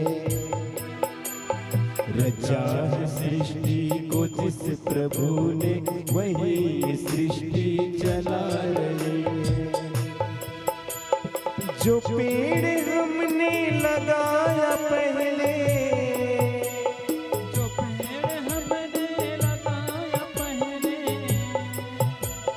जो पेड़ हमने लगाया पहले, उसी का फल हम अब पा रहे हैं। रचा है सृष्टि को जिस प्रभु ने, वही ये सृष्टि चला रहे। रचा है सृष्टि को जिस प्रभु ने, वही ये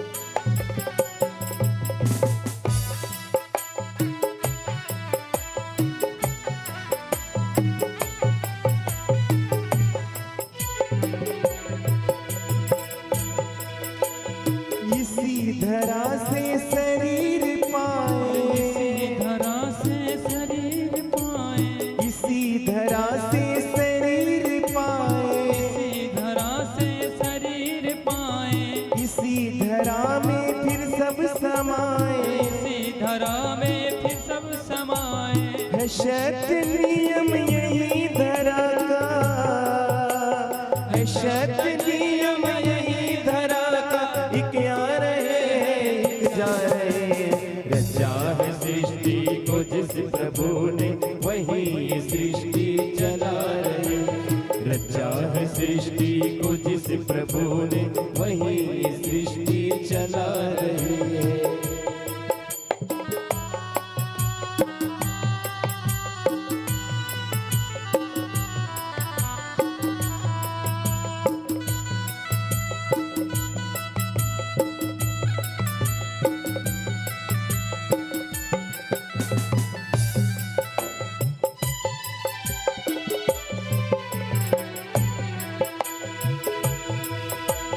जिन्होंने भेजा जगत में जाना, जिन्होंने भेजा जगत में जाना, मैं कर दिया लौट के फिर से आना, मैं कर लिया लौट के फिर से आना।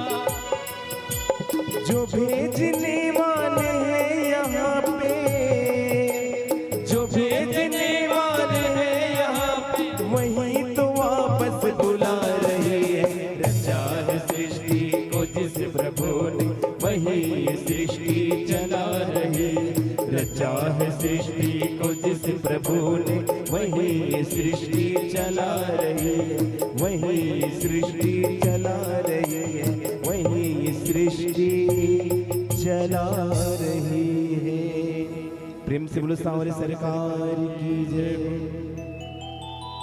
जब जब अधर्म बढ़ने लगता है तब भगवान का अवतार होता है। जय हो। यदा यदा हि धर्मस्य ग्लानिर्भवति भारत अभ्युत्थानम अधर्मस्य तदात्मानं सृजाम्यहम्। तब उनके अवतार की कथा रही है। तब अधर्म बढ़ने लगा तो क्या क्या होने लगा और कैसे कैसे अवतार भगवान ने लिया, उसी पर पहले उनकी स्तुति है। इसके बाद फिर हम आगे बढ़ेंगे। ये माइक भी चालू कर दो, उनका माइक। आप भी बोलोगे तो साथ देना। जब अधर्म उठ खड़ा शीस पर बढ़े असुर अभिमानी, घटा धर्म का भाव धरा पर तापित संत यमानी। तब तब नव अवतार ग्रहण कर तुमने दिया सहारा, शोषित पीड़ित मानवता को करके कृपा उबारा। नर के नित्य सखा नारायण चक्र सुदर्शन धारी, देव तुम्हारे श्री चरणों में है वंदना हमारी। जब अधर्म उठ खड़ा शीस पर, बोलो उसको। जब अधर्म उठ खड़ा शीस पर बढ़े असुर अभिमानी, घटा धर्म का भाव धरा पर तापित संत यमानी। तब तब नव अवतार ग्रहण कर तुमने दिया सहारा, शोषित पीड़ित मानवता को करके कृपा उबारा। नर के नित्य सखा नारायण चक्र सुदर्शन धारी, देव तुम्हारे श्री चरणों में, देव तुम्हारे श्री चरणों में है वंदना हमारी, है वंदना हमारी। अत्याचारन संस कंस का, अत्याचार कंस का सीमा से ऊपर, सीमा से ऊपर, असुरों से पीड़ित मानवता, असुरों से पीड़ित मानवता रही थी भू पर। रीति होकर सासारन से उदित हुए, सासारन से उदित हुए, जब असुरों का दम भागा, उर्वी के चरण में घर निमकीत का जागा। समरांगण में गीता गूंजी, गीता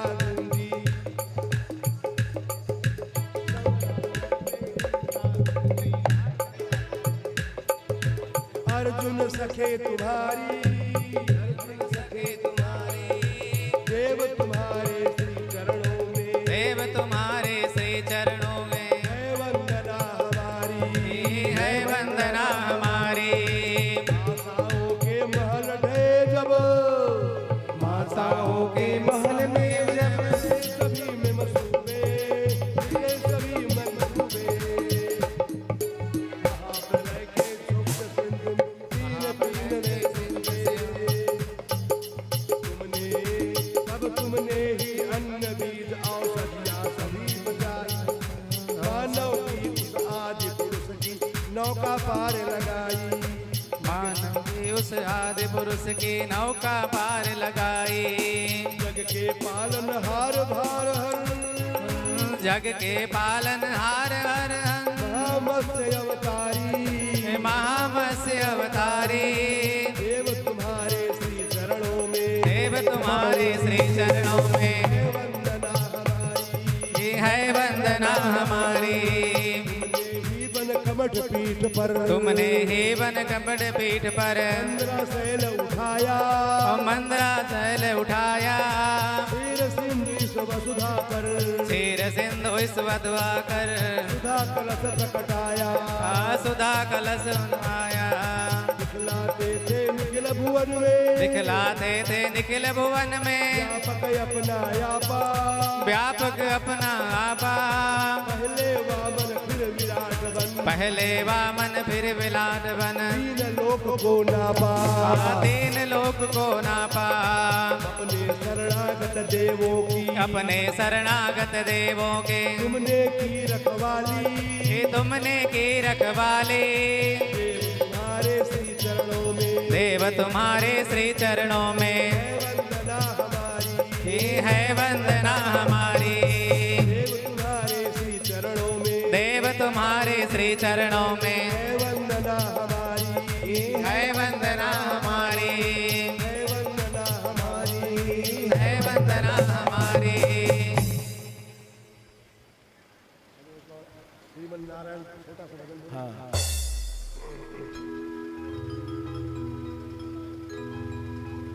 गोविंद जय जय गोपाल जय जय गोविंद जय जय गोपाल जय जय गोविंद जय जय गोपाल जय जय गोविंद जय जय गोपाल जय हे राधा रमण हरि गोविंद जय जय रमन हरि गोविंद जय जय गोविंद जय जय गोपाल जय जय गोविंद जय जय गोपाल जय जय हे राधा रमण हरि गोविंद जय जय रमन हरि गोविंद जय जय शंकर की जय जय उमा की जय जय शंकर की जय जय उमा की जय जय शंकर की जय जय उमा की जय जय शंकर की जय जय उमा की जय जय सरस्वती श्री ब्रह्मा की जय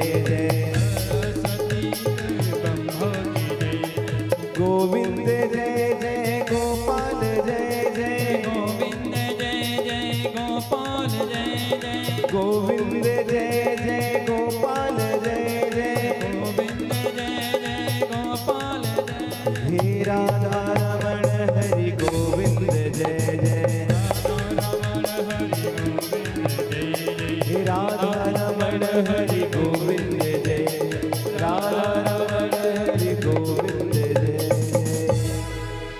बोलिए भागवत महापुराण की जय हो राजा परीक्षित ने पूछा, हे मुनिवर, कथितो वंश विस्तारो भवताम सोम सूर्ययो राज्ञाम चोभय वंश्यानाम चरितम परमाद्भुतम। आप कृपा कर यदु वंश में अवतीर्ण भगवान श्री कृष्ण का चरित्र विस्तार पूर्वक सुनाए। भगवान का मंगलमय चरित्र मुक्त मुमुक्ष एवं विषयी सभी का प्रिय एवं भव रोग की महान औषधि है। स्रोत एवं मन को भी प्रसन्न करने वाला है।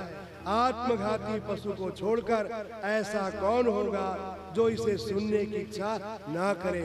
आप उन्हीं भगवान श्री कृष्ण का मंगलमय चरित्र वर्णन करें। आपने बलराम जी को रोहिणी और देवकी दोनों का पुत्र बताया, इसकी संगति कैसे हुई? भगवान मथुरा में ब्रज में क्यों गए?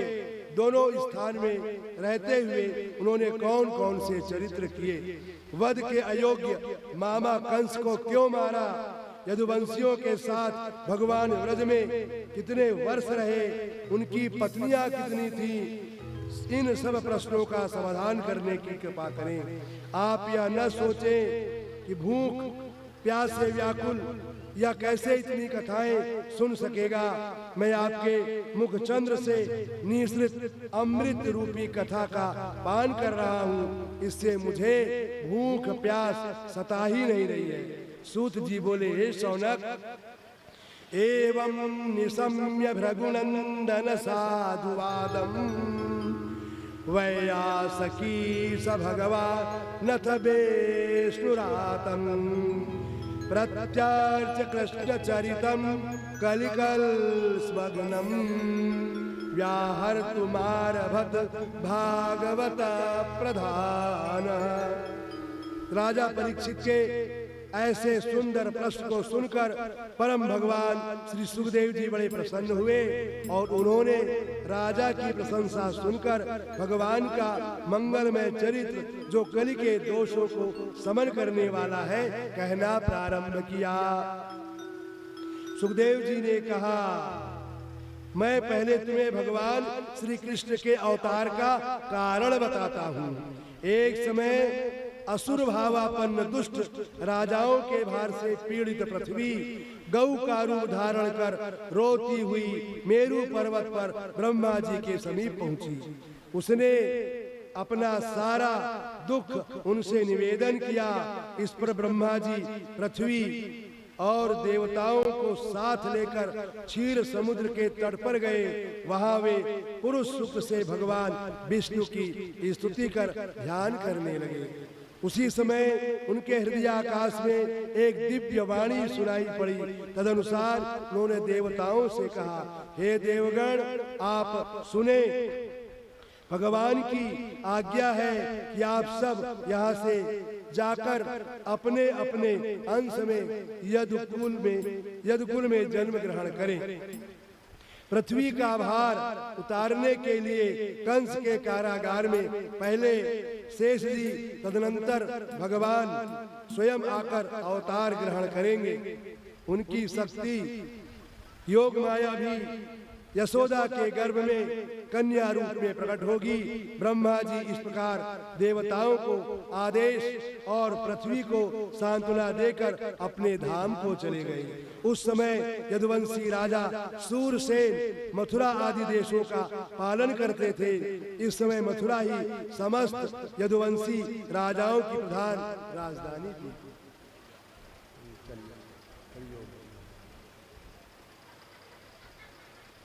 श्री राम, जय जय राम।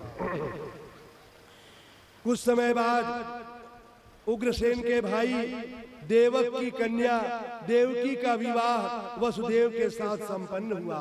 वे वधू ले जाने के लिए रथ पर सवार हुए। अपनी बहन के प्रेमवश कंस स्वयं ही घोड़ी की लगाम पकड़कर रथ हाँकने लगा।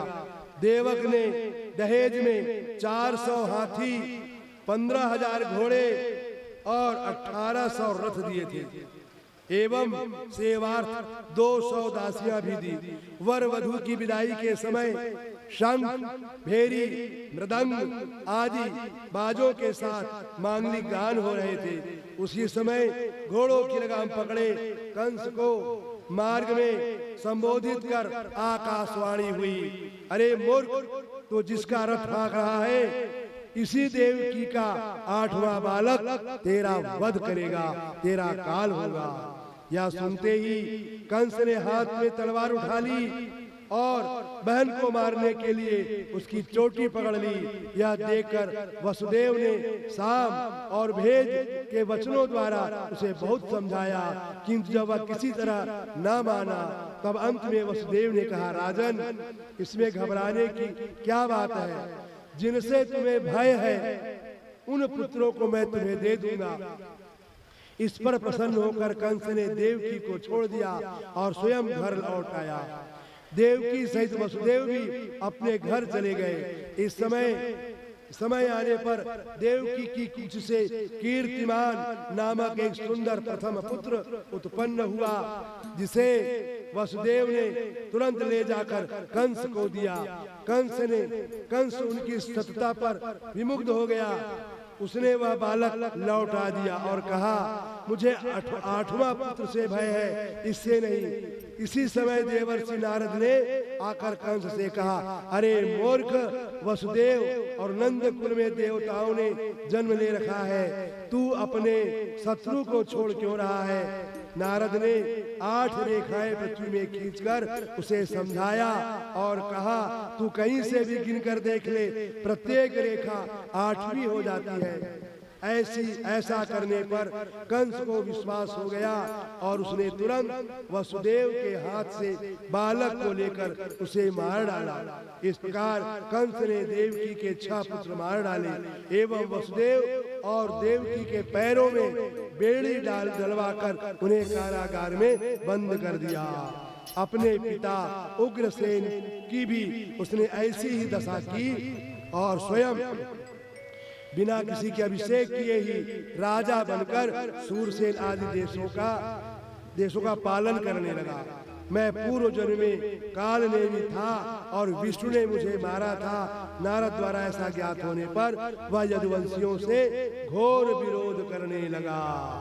सुखदेव जी ने कहा, हे राजन, बलवान कंस ने जरासंध का आश्रय लेकर प्रलंब, बक, चाणूर, तृणावर्त, अघासुर, मुष्टिक, वृषभासुर, द्विविद, पूतना, केसी, गर्दभासुर और बाणासुर आदि राजाओं सहित यदुवंशियों का दमन करना आरंभ कर दिया।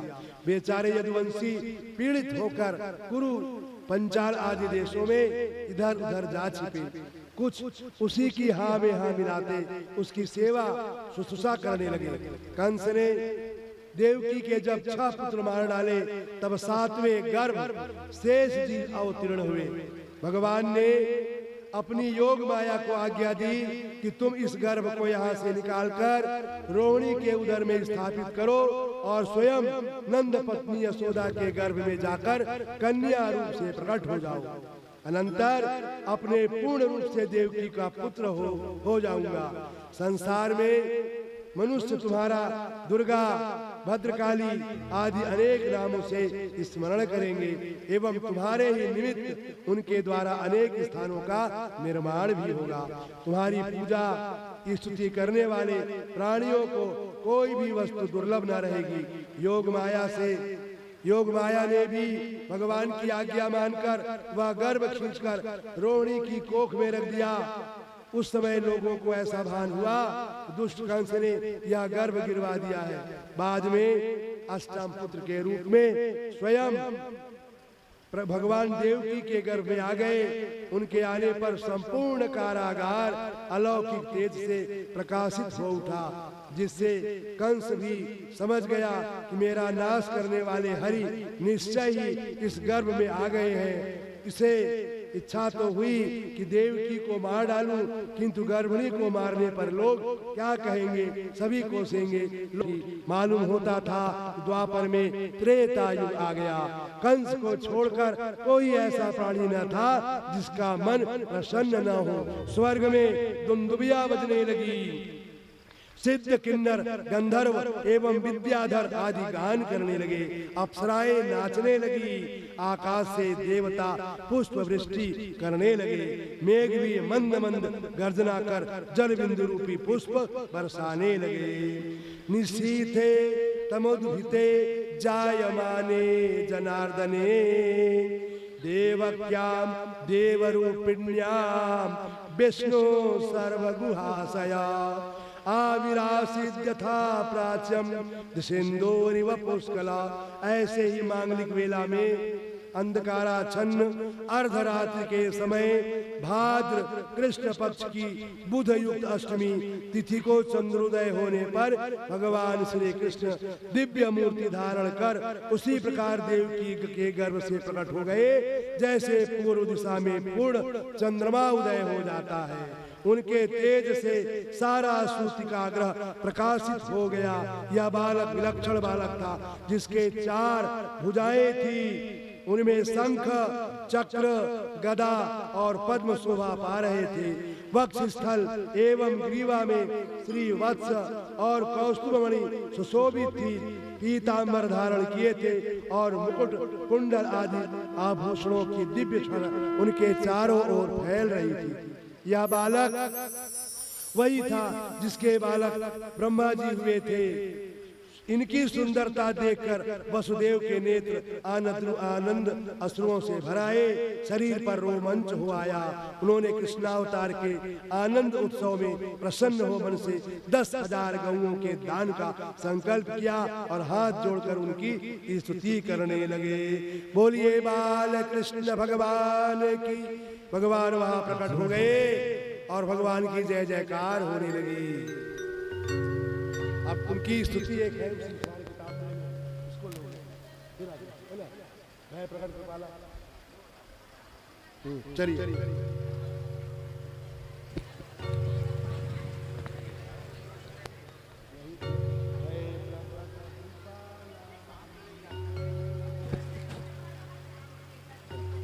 हमारे यहाँ ख्याति बच्ची आई है, उसको बुला दो, किसी पर गिर जाएगी। कहाँ है ख्याति? रहना। चलो तब तक आप इसको बाइक से। हाँ उसी में ये लोग बोल रहे हैं, हम गा रहे हैं, आप लोग बोल सकते हैं। जो इनका कार्ड छपा है ना उसमें ये भजन है। बोलिए कृष्ण कन्हैया लाल की जय। भय प्रकट गोपाला दीन दयाला यशोमति के हितकारी बरसित महतारे रूप निहारे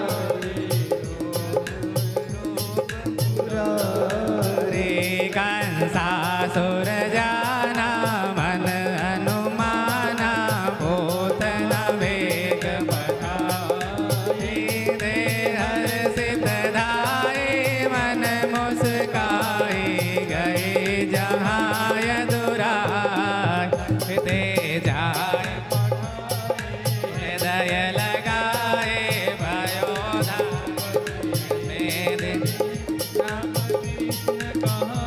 हे मन मुस्काए प्राणता सुभर लेना जब इंद्र रिसाई मेघ बटाई बस करी तारी मुरारी अरुणा हितकारी सुर मुनि जारी नगबर गिरवर तारी कंसासुर मावति अहंकार वसासुर संहार अल्लाह बहुत डर आए दागर बदन विनाश ब्रह्मासुर राय अति सुख भावे मगन भयो तहावे यह छंद अनूपा है रस रूपा जो नरया को गावे तहि सम नहीं कोई त्रिभुवन सो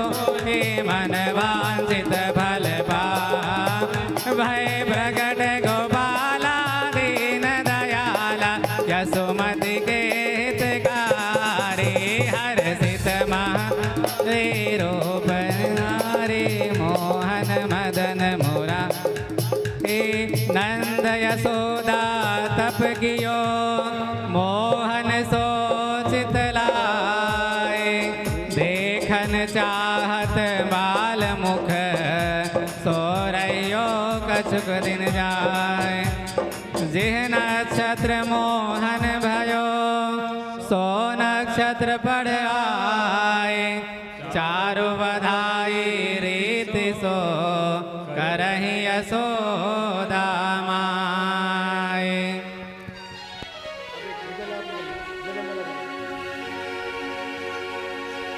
खुल गए सारे वो ताले, वह क्या बात हो गई। खुल गए सारे वो ताले, वह क्या बात हो गई। जब से जन्मे कन्हैया करामात हो गई। जब से जन्मे कन्हैया करामात हो गई। खुल गए सारे वो ताले, वह क्या बात हो गई। खुल गए सारे वो ताले, वह क्या बात हो गई। जब से कन्हैया करामात हो गई। जब से जन्मे कन्हैया करामात हो गई।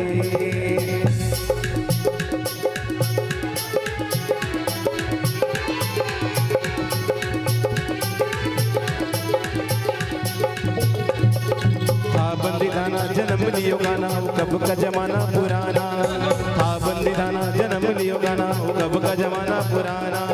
ताले लगाना हो, पहरे लगाना हो, कल सका जुर्म दाना।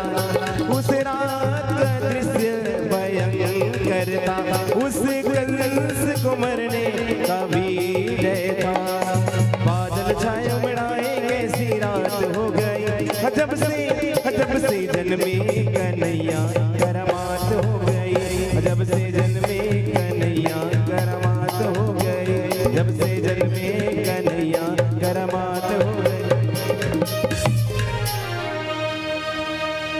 आनंद उमंग भयो जय कन्हैया लाल की, जय कन्हैया लाल की। हाथी घोड़ा पाल की, नंद के आनंद के, नंद के आनंद भयो जय कन्हैया लाल की। नंद के आनंद भयो जय कन्हैया लाल की। नंद के आनंद भयो जय कन्हैया लाल की। नंद के आनंद भयो जय कन्हैया लाल की। जय कन्हैया लाल की, हाथी घोड़ा पाल की। कन्हैया लाल के हाथी घोड़ा पाल के। हे नंद के, हे नंद के, आनंद उमंग भयो जय कन्हैया लाल की। आनंद उमंग भयो जय कन्हैया लाल की।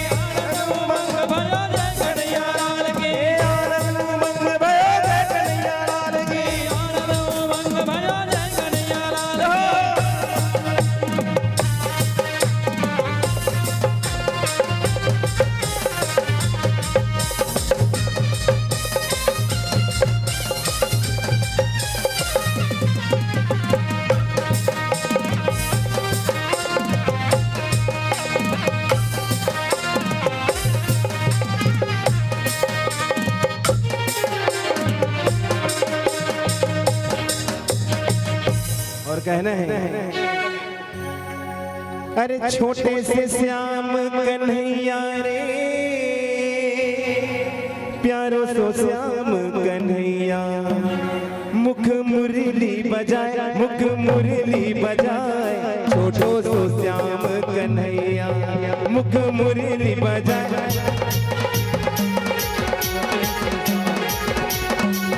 अरे छोटे से श्याम कन्हैया रे, प्यारो सो श्याम कन्हैया, अरे अरे छोटे से श्याम कन्हैया रे, प्यारो सो श्याम कन्हैया, काली लहर जाए जमुना लहर जाए, प्यारो सो श्याम कन्हैया,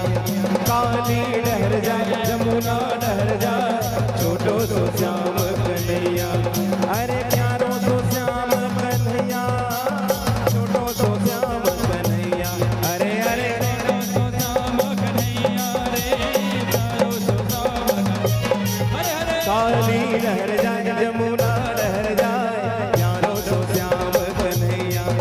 काली लहर जाए जमुना लहर जाए छोटो सो श्याम कन्हैया। जय हो।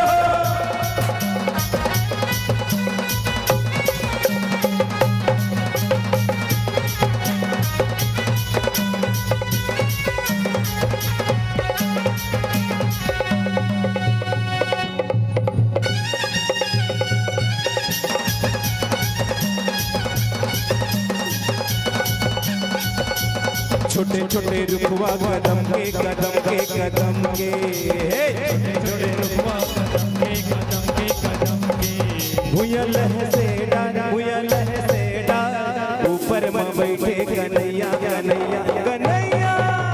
छोटे छोटे रुखवा कदम के भूया लह से डाला भूया लह से डाला ऊपर में बैठे कन्हैया कन्हैया कन्हैया। अरे प्यारो तो श्याम कन्हैया छोटो तो श्याम कन्हैया।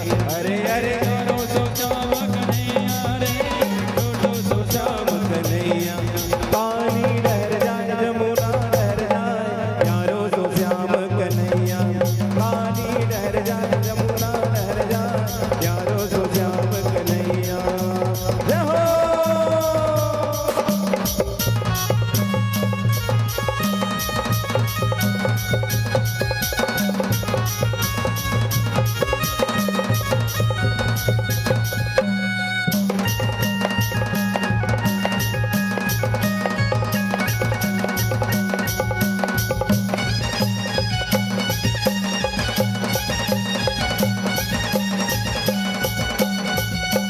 सागर गली गोल के राधा पनिया जाए राधा पनिया जाए बीच में मिल गए कन्हैया कन्हैया कन्हैया। अरे सागर गली गोल के राधा पनिया जाए राधा पनिया जाए बीच में मिल गए कन्हैया कन्हैया कन्हैया। अरे प्यारो तो श्याम कन्हैया छोटो तो श्याम कन्हैया। अरे अरे प्यारो तो श्याम कन्हैया अरे छोटो तो श्याम कन्हैया। हे मुरली बजाया मुख मुरली बजाया छोटो तो श्याम कन्हैया। मुख मुरली बजाया मुरली बजाया छोटो तो श्याम कन्हैया। और मेरी खुशियों का रहा न ठिकाना हो मेरे जैसा नहीं कोई भी दीवाना। हमारे घर श्याम आए हैं हमारे घर श्याम आए हैं हमारे घर श्याम आए हैं हमारे घर श्याम आए हैं। मेरी खुशियों का राह ठिकाना मेरी खुशियों का राह ठिकाना हो मेरे जैसा नहीं कोई भी दीवाना। हमारे घर श्याम आए हैं हमारे घर श्याम आए हैं हमारे घर श्याम आए हैं हमारे घर श्याम आए हैं।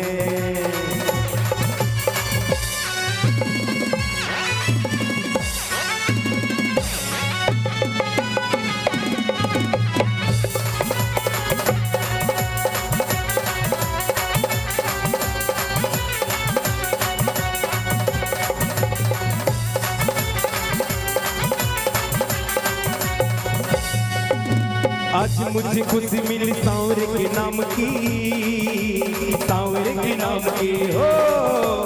आज मुझे खुशी मिली सांवरे के नाम की सांवरे के नाम की।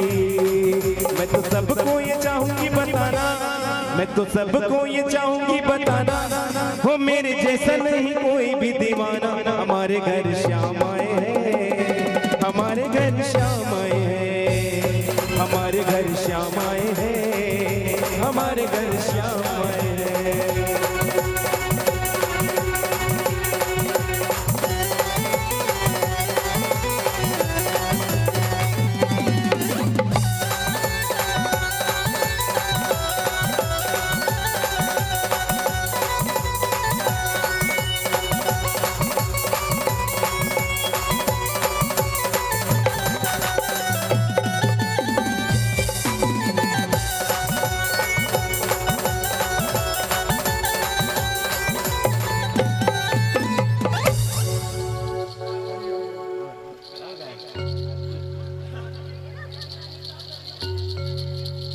वो तो आप तो झूम नहीं रहे भैया, आप झूमो, क्या बात, अब झूमेंगे।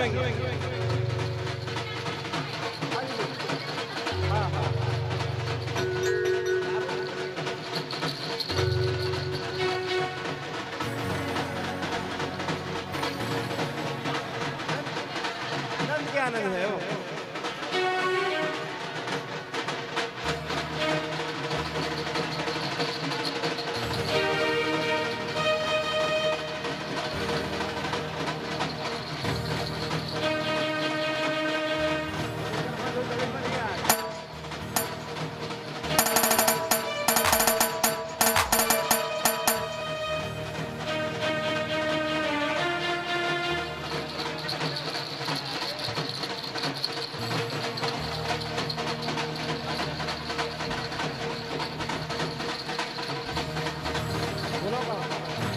आइए भाई, एक भजन के बाद आप बजाना, ठीक है? नंद के आनंद भैया, उसके बाद आप लोग की पारी।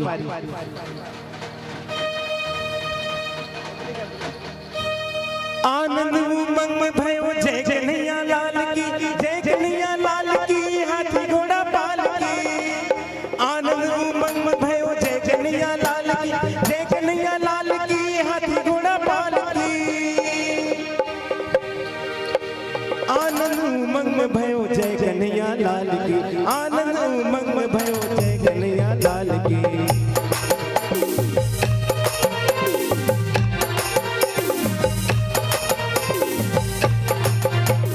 जय कन्हैया लाल की, हाथी घोड़ा पाल की। कन्हैया लाल की, हाथी घोड़ा पाल की। हाथी दिनों घोड़ा दिनों और दिनों पाल की। हाथी दिनों घोड़ा दिनों और दिनों पाल की। आनंद उमंग भयो जय कन्हैया लाल की, आनंद उमंग भयो जय कन्हैया लाल की। जय कन्हैया लाल की, जय हो नंद लाल की। जय कन्हैया लाल की, जय हो नंद लाल की।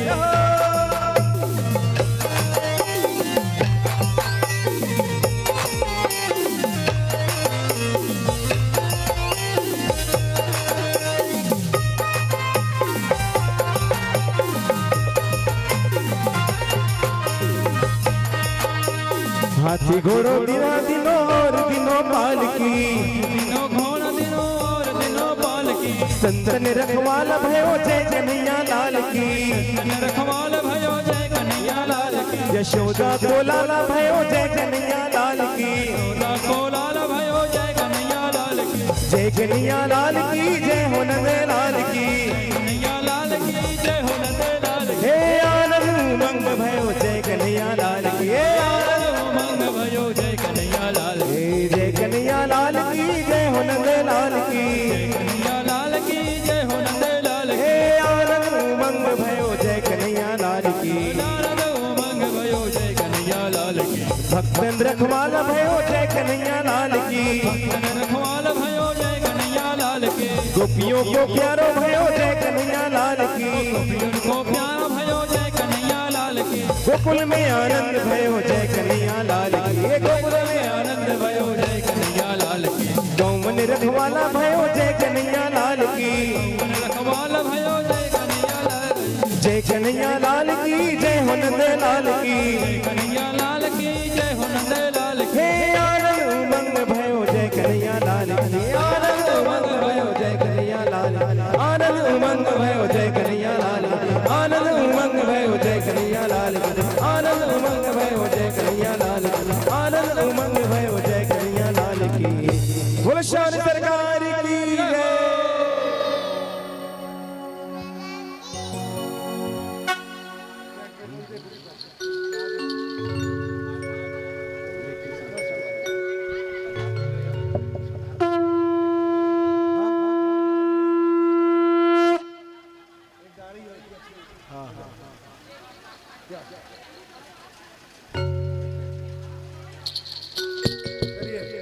एक बहुत अच्छा सा जन्मपरी है कि जन्मे श्री कृष्ण भगवान जेल दरमियान मुरलिया वाले खुल गए जेल के ताले।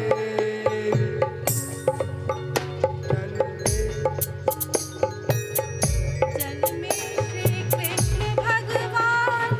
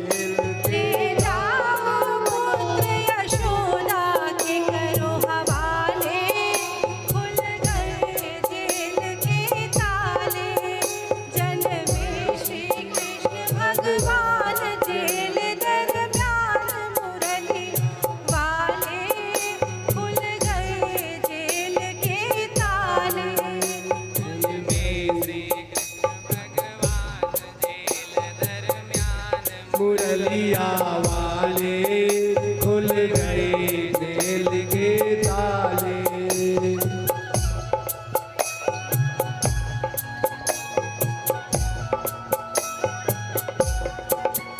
तकदीर कंस की फूट गई, तकदीर कंस की फूट गई, तकदीर कंस की फूट गई, की फूट गई वसुदेव की बेड़ी टूट गई, वसुदेव की बेड़ी टूट गई। सो गए कंस के सैनिक पहरे वाले, खुल गए जेल के ताले। सो गए कंस के सैनिक पहरे वाले, खुल गए जेल के ताले। जन में श्री कृष्ण भगवान जेल दरमियान मुरलिया वाले खुल गई जेल के ताले। सूपे में सुलाकर सुत को, उपे में सुला कर सुत को वसुदेव चले गोकुल को, वसुदेव चले गोकुल को। सूपे में सुलाकर सुत को, वसुदेव चले गोकुल को। जमुना जी बड़ी पड़ लेती खूब उछाले, खुल गए जेल के ताले। जमुना जी बड़ी पड़ लेती खूब उछाले, खुल गए जेल के ताले। जन्मे श्री कृष्ण भगवान जेल दरमियान मुरलिया वाले, खुल गए जेल के ताले। वसुदेव समझ नहीं वसुदेव समझ नहीं पाए, वसुदेव समझ नहीं पाए। प्रभु ने निज चरण बढ़ाए, प्रभु ने निज चरण बढ़ाए। वसुदेव समझ नहीं पाए, प्रभु ने निज चरण बढ़ाए। चरणों को धोकर यमुना गई पाताले, खुल गए जेल के ताले। यमुना गई पताले खुल गई जेल के ताले। जन्मे श्री कृष्ण भगवान जेल दरमियान मुरलिया वाले खुल गई जेल के ताले। खुल गई जेल के ताले। एक और कृष्ण भजन है। जन्म सुन आई, यशोदा मैया दे दो बधाई। कृष्ण सुन आई यशोदा मैया दे दो बधाई। कृष्ण जन्म सुन आई, यशोदा मैया दे दो बधाई। कृष्ण जन्म सुन आई, यशोदा मैया दे दो बधाई। कान्हा की सुन के मैं आई, यशोदा मैया दे दो बधाई। राधा कृष्ण की मैं आई, यशोदा मैया दे दो बधाई। लाला जन्म सुन आई, यशोदा मैया दे दो बधाई। लाला जन्म सुन आई, यशोदा मैया दे दो बधाई। दे दो बधाई मैया दे दो बधाई। दे दो बधाई मैया दे दो बधाई। अरे लल्ला की सुन के मैं आई, यशोदा मैया दे दो बधाई। लल्ला की सुन के मैं आई, यशोदा मैया दे दो बधाई। टीका भी लूंगी मैया बिटिया भी लूंगी, टीका भी लूंगी मैया बिटिया भी लूंगी। टीका भी लूंगी मैया बिटिया भी लूंगी। हीरा भी लूंगी मैया बिछिया भी लूंगी अरे रेशम की लूंगी रजाई जय हो। यशोदा मैया दे दो बधाई ये रेशम की लूंगी मैं साड़ी यशोदा मैया दे दो बधाई अरे रेशम की लूंगी रजाई यशोदा मैया दे दो बधाई रेशम की लूंगी रजाई यशोदा मैया दे दो बधाई कृष्ण जन्म सुन आई यशोदा मैया दे दो बधाई कृष्ण जन्म सुन आई यशोदा मैया दे दो बधाई साड़ी भी लूंगी मैया लहंगा भी लूंगी साड़ी भी लूंगी मैया लहंगा भी लूंगी धोती भी लूंगी मैया कुर्ता भी लूंगी धोती भी लूंगी मैया कुर्ता भी लूंगी अरे पगड़ी की होगी चढ़ाई जय हो। यशोदा मैया दे दो बधाई हो पगड़ी की होगी चढ़ाई यशोदा मैया दे दो बधाई कृष्ण जन्म सुन आई यशोदा मैया दे दो बधाई कृष्ण जन्म सुनी आई यशोदा मैया दे दो बधाई कृष्ण जन्म सुन आई यशोदा कृष्ण जन्म सुनी आई यशोदा मैया दे दो बधाई हलवा भी लूंगी मैया चूड़ी भी लूंगी हलवा भी लूंगी मैया चूड़ी भी लूंगी हलवा भी चूड़ी भी लूंगी हलवा भी लूंगी मैया चूड़ी भी लूंगी नथनी की दे दे गड़ाई यशोदा मैया दे दे बधाई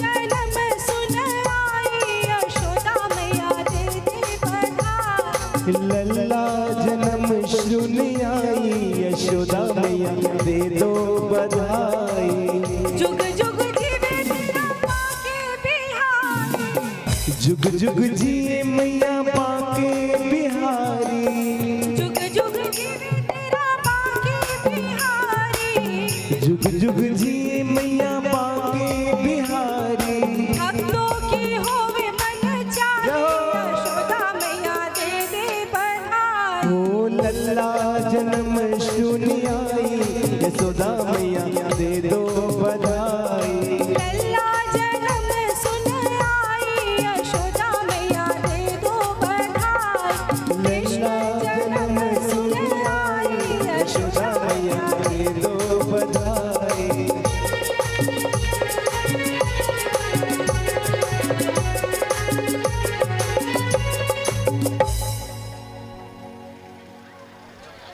चलो आरती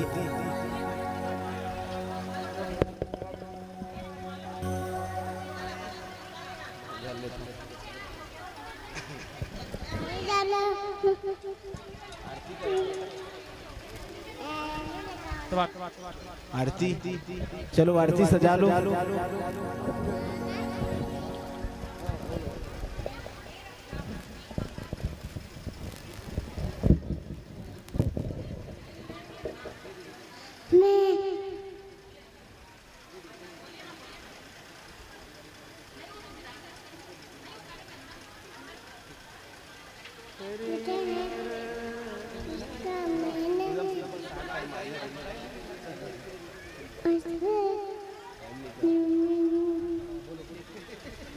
हरिओम क्या बोलते हो क्या बोलते गाते हो चलो देखिए आइए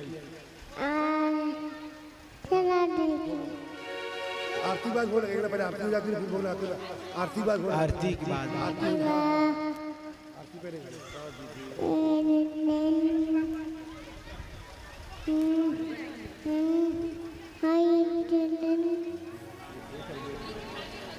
हरिओम बोलो हरिओम हरिओम हरिओम हरिओम हरिओम श्री राम जय राम श्री राम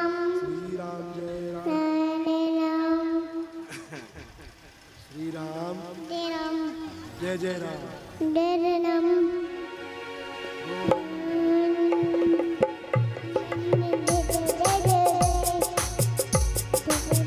प्रेम से बोलो सावरे सरकार की जय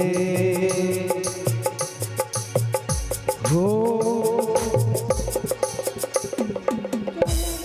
बांकी बिहारी तेरी आरती गाऊं, आरती गाऊं प्यारे तुमको मनाऊं। बांकी बिहारी तेरी आरती गाऊं, आरती गाऊं प्यारे तुमको मनाऊं। हे गिरधर तेरी आरती गाऊं, आरती गाऊं प्यारे तुमको रिझाऊं। बांके बिहारी तेरी आरती गाऊं, आरती गाऊं प्यारे तुमको मनाऊं। मोर मुकुट प्यारे शीस पे सोहे, मोर मुकुट प्यारे शीस पे प्यारी बंसी मेरो मन मोहे, बंसी मेरो मन मोहे। देख छवि तेरी बलि बलि जाऊं, बांके बिहारी तेरी आरती गाऊं। हे गिरधर तेरी आरती गाऊं, आरती गाऊं प्यारे तुमको मनाऊं। चरणों से निकली है गंगा प्यारी, चरणों से निकली है जिसने सारी दुनिया तारी। उन चरणों के मैं दर्शन पाऊं, बांके बिहारी तेरी आरती गाऊं। हे गिरधर तेरी आरती गाऊं, आरती गाऊं प्यारे तुमको मनाऊं। दास अनाथ के नाथ आप हो, सुख दुख जीवन प्यारे साथ आप हो। हर चरणों में मैं शीश झुकाऊं, बांके बिहारी तेरी आरती गाऊं। हे गिरधर तेरी आरती गाऊं, आरती गाऊं प्यारे तुमको मनाऊं। श्री हरिदास के प्यारे तुम हो, मेरे मोहन जीवन धन हो। देख युगल छवि बलि बलि जाऊं, बांके बिहारी तेरी आरती गाऊं। हे गिरधर तेरी आरती गाऊं, आरती गाऊं प्यारे तुमको मनाऊं। आरती गाऊं प्यारे तुमको मनाऊं, आरती गाऊं प्यारे तुमको मनाऊं। कर्पूर गौरम करुणावतारम संसार सारम भुजगेन्द्रहारम सदा वसन्तं हृदयारविन्दे भवं भवानी सहितं नमामि।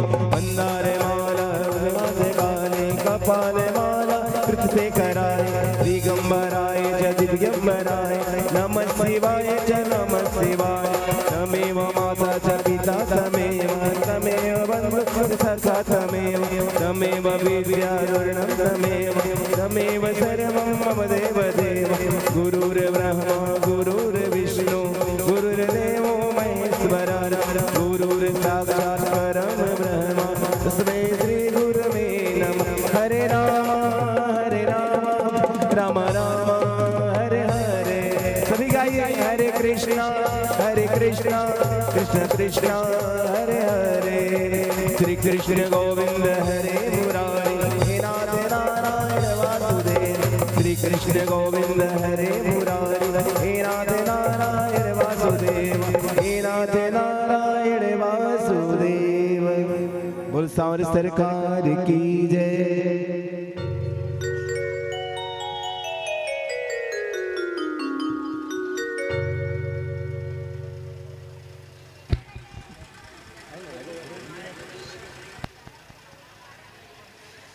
मैया तोर सोना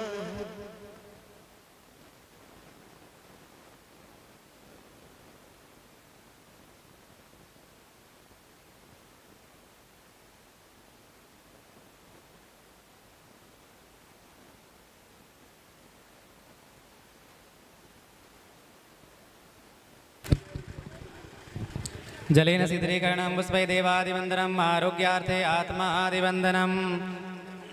ओम साज्यं च वर्धि संयुक्तं वह्निनं योजितं मया पूजां गृहाण देवे स त्रैलोक्यं तिमिरापहम्। आरती ले लीजिए, सबको आरती दे दीजिए।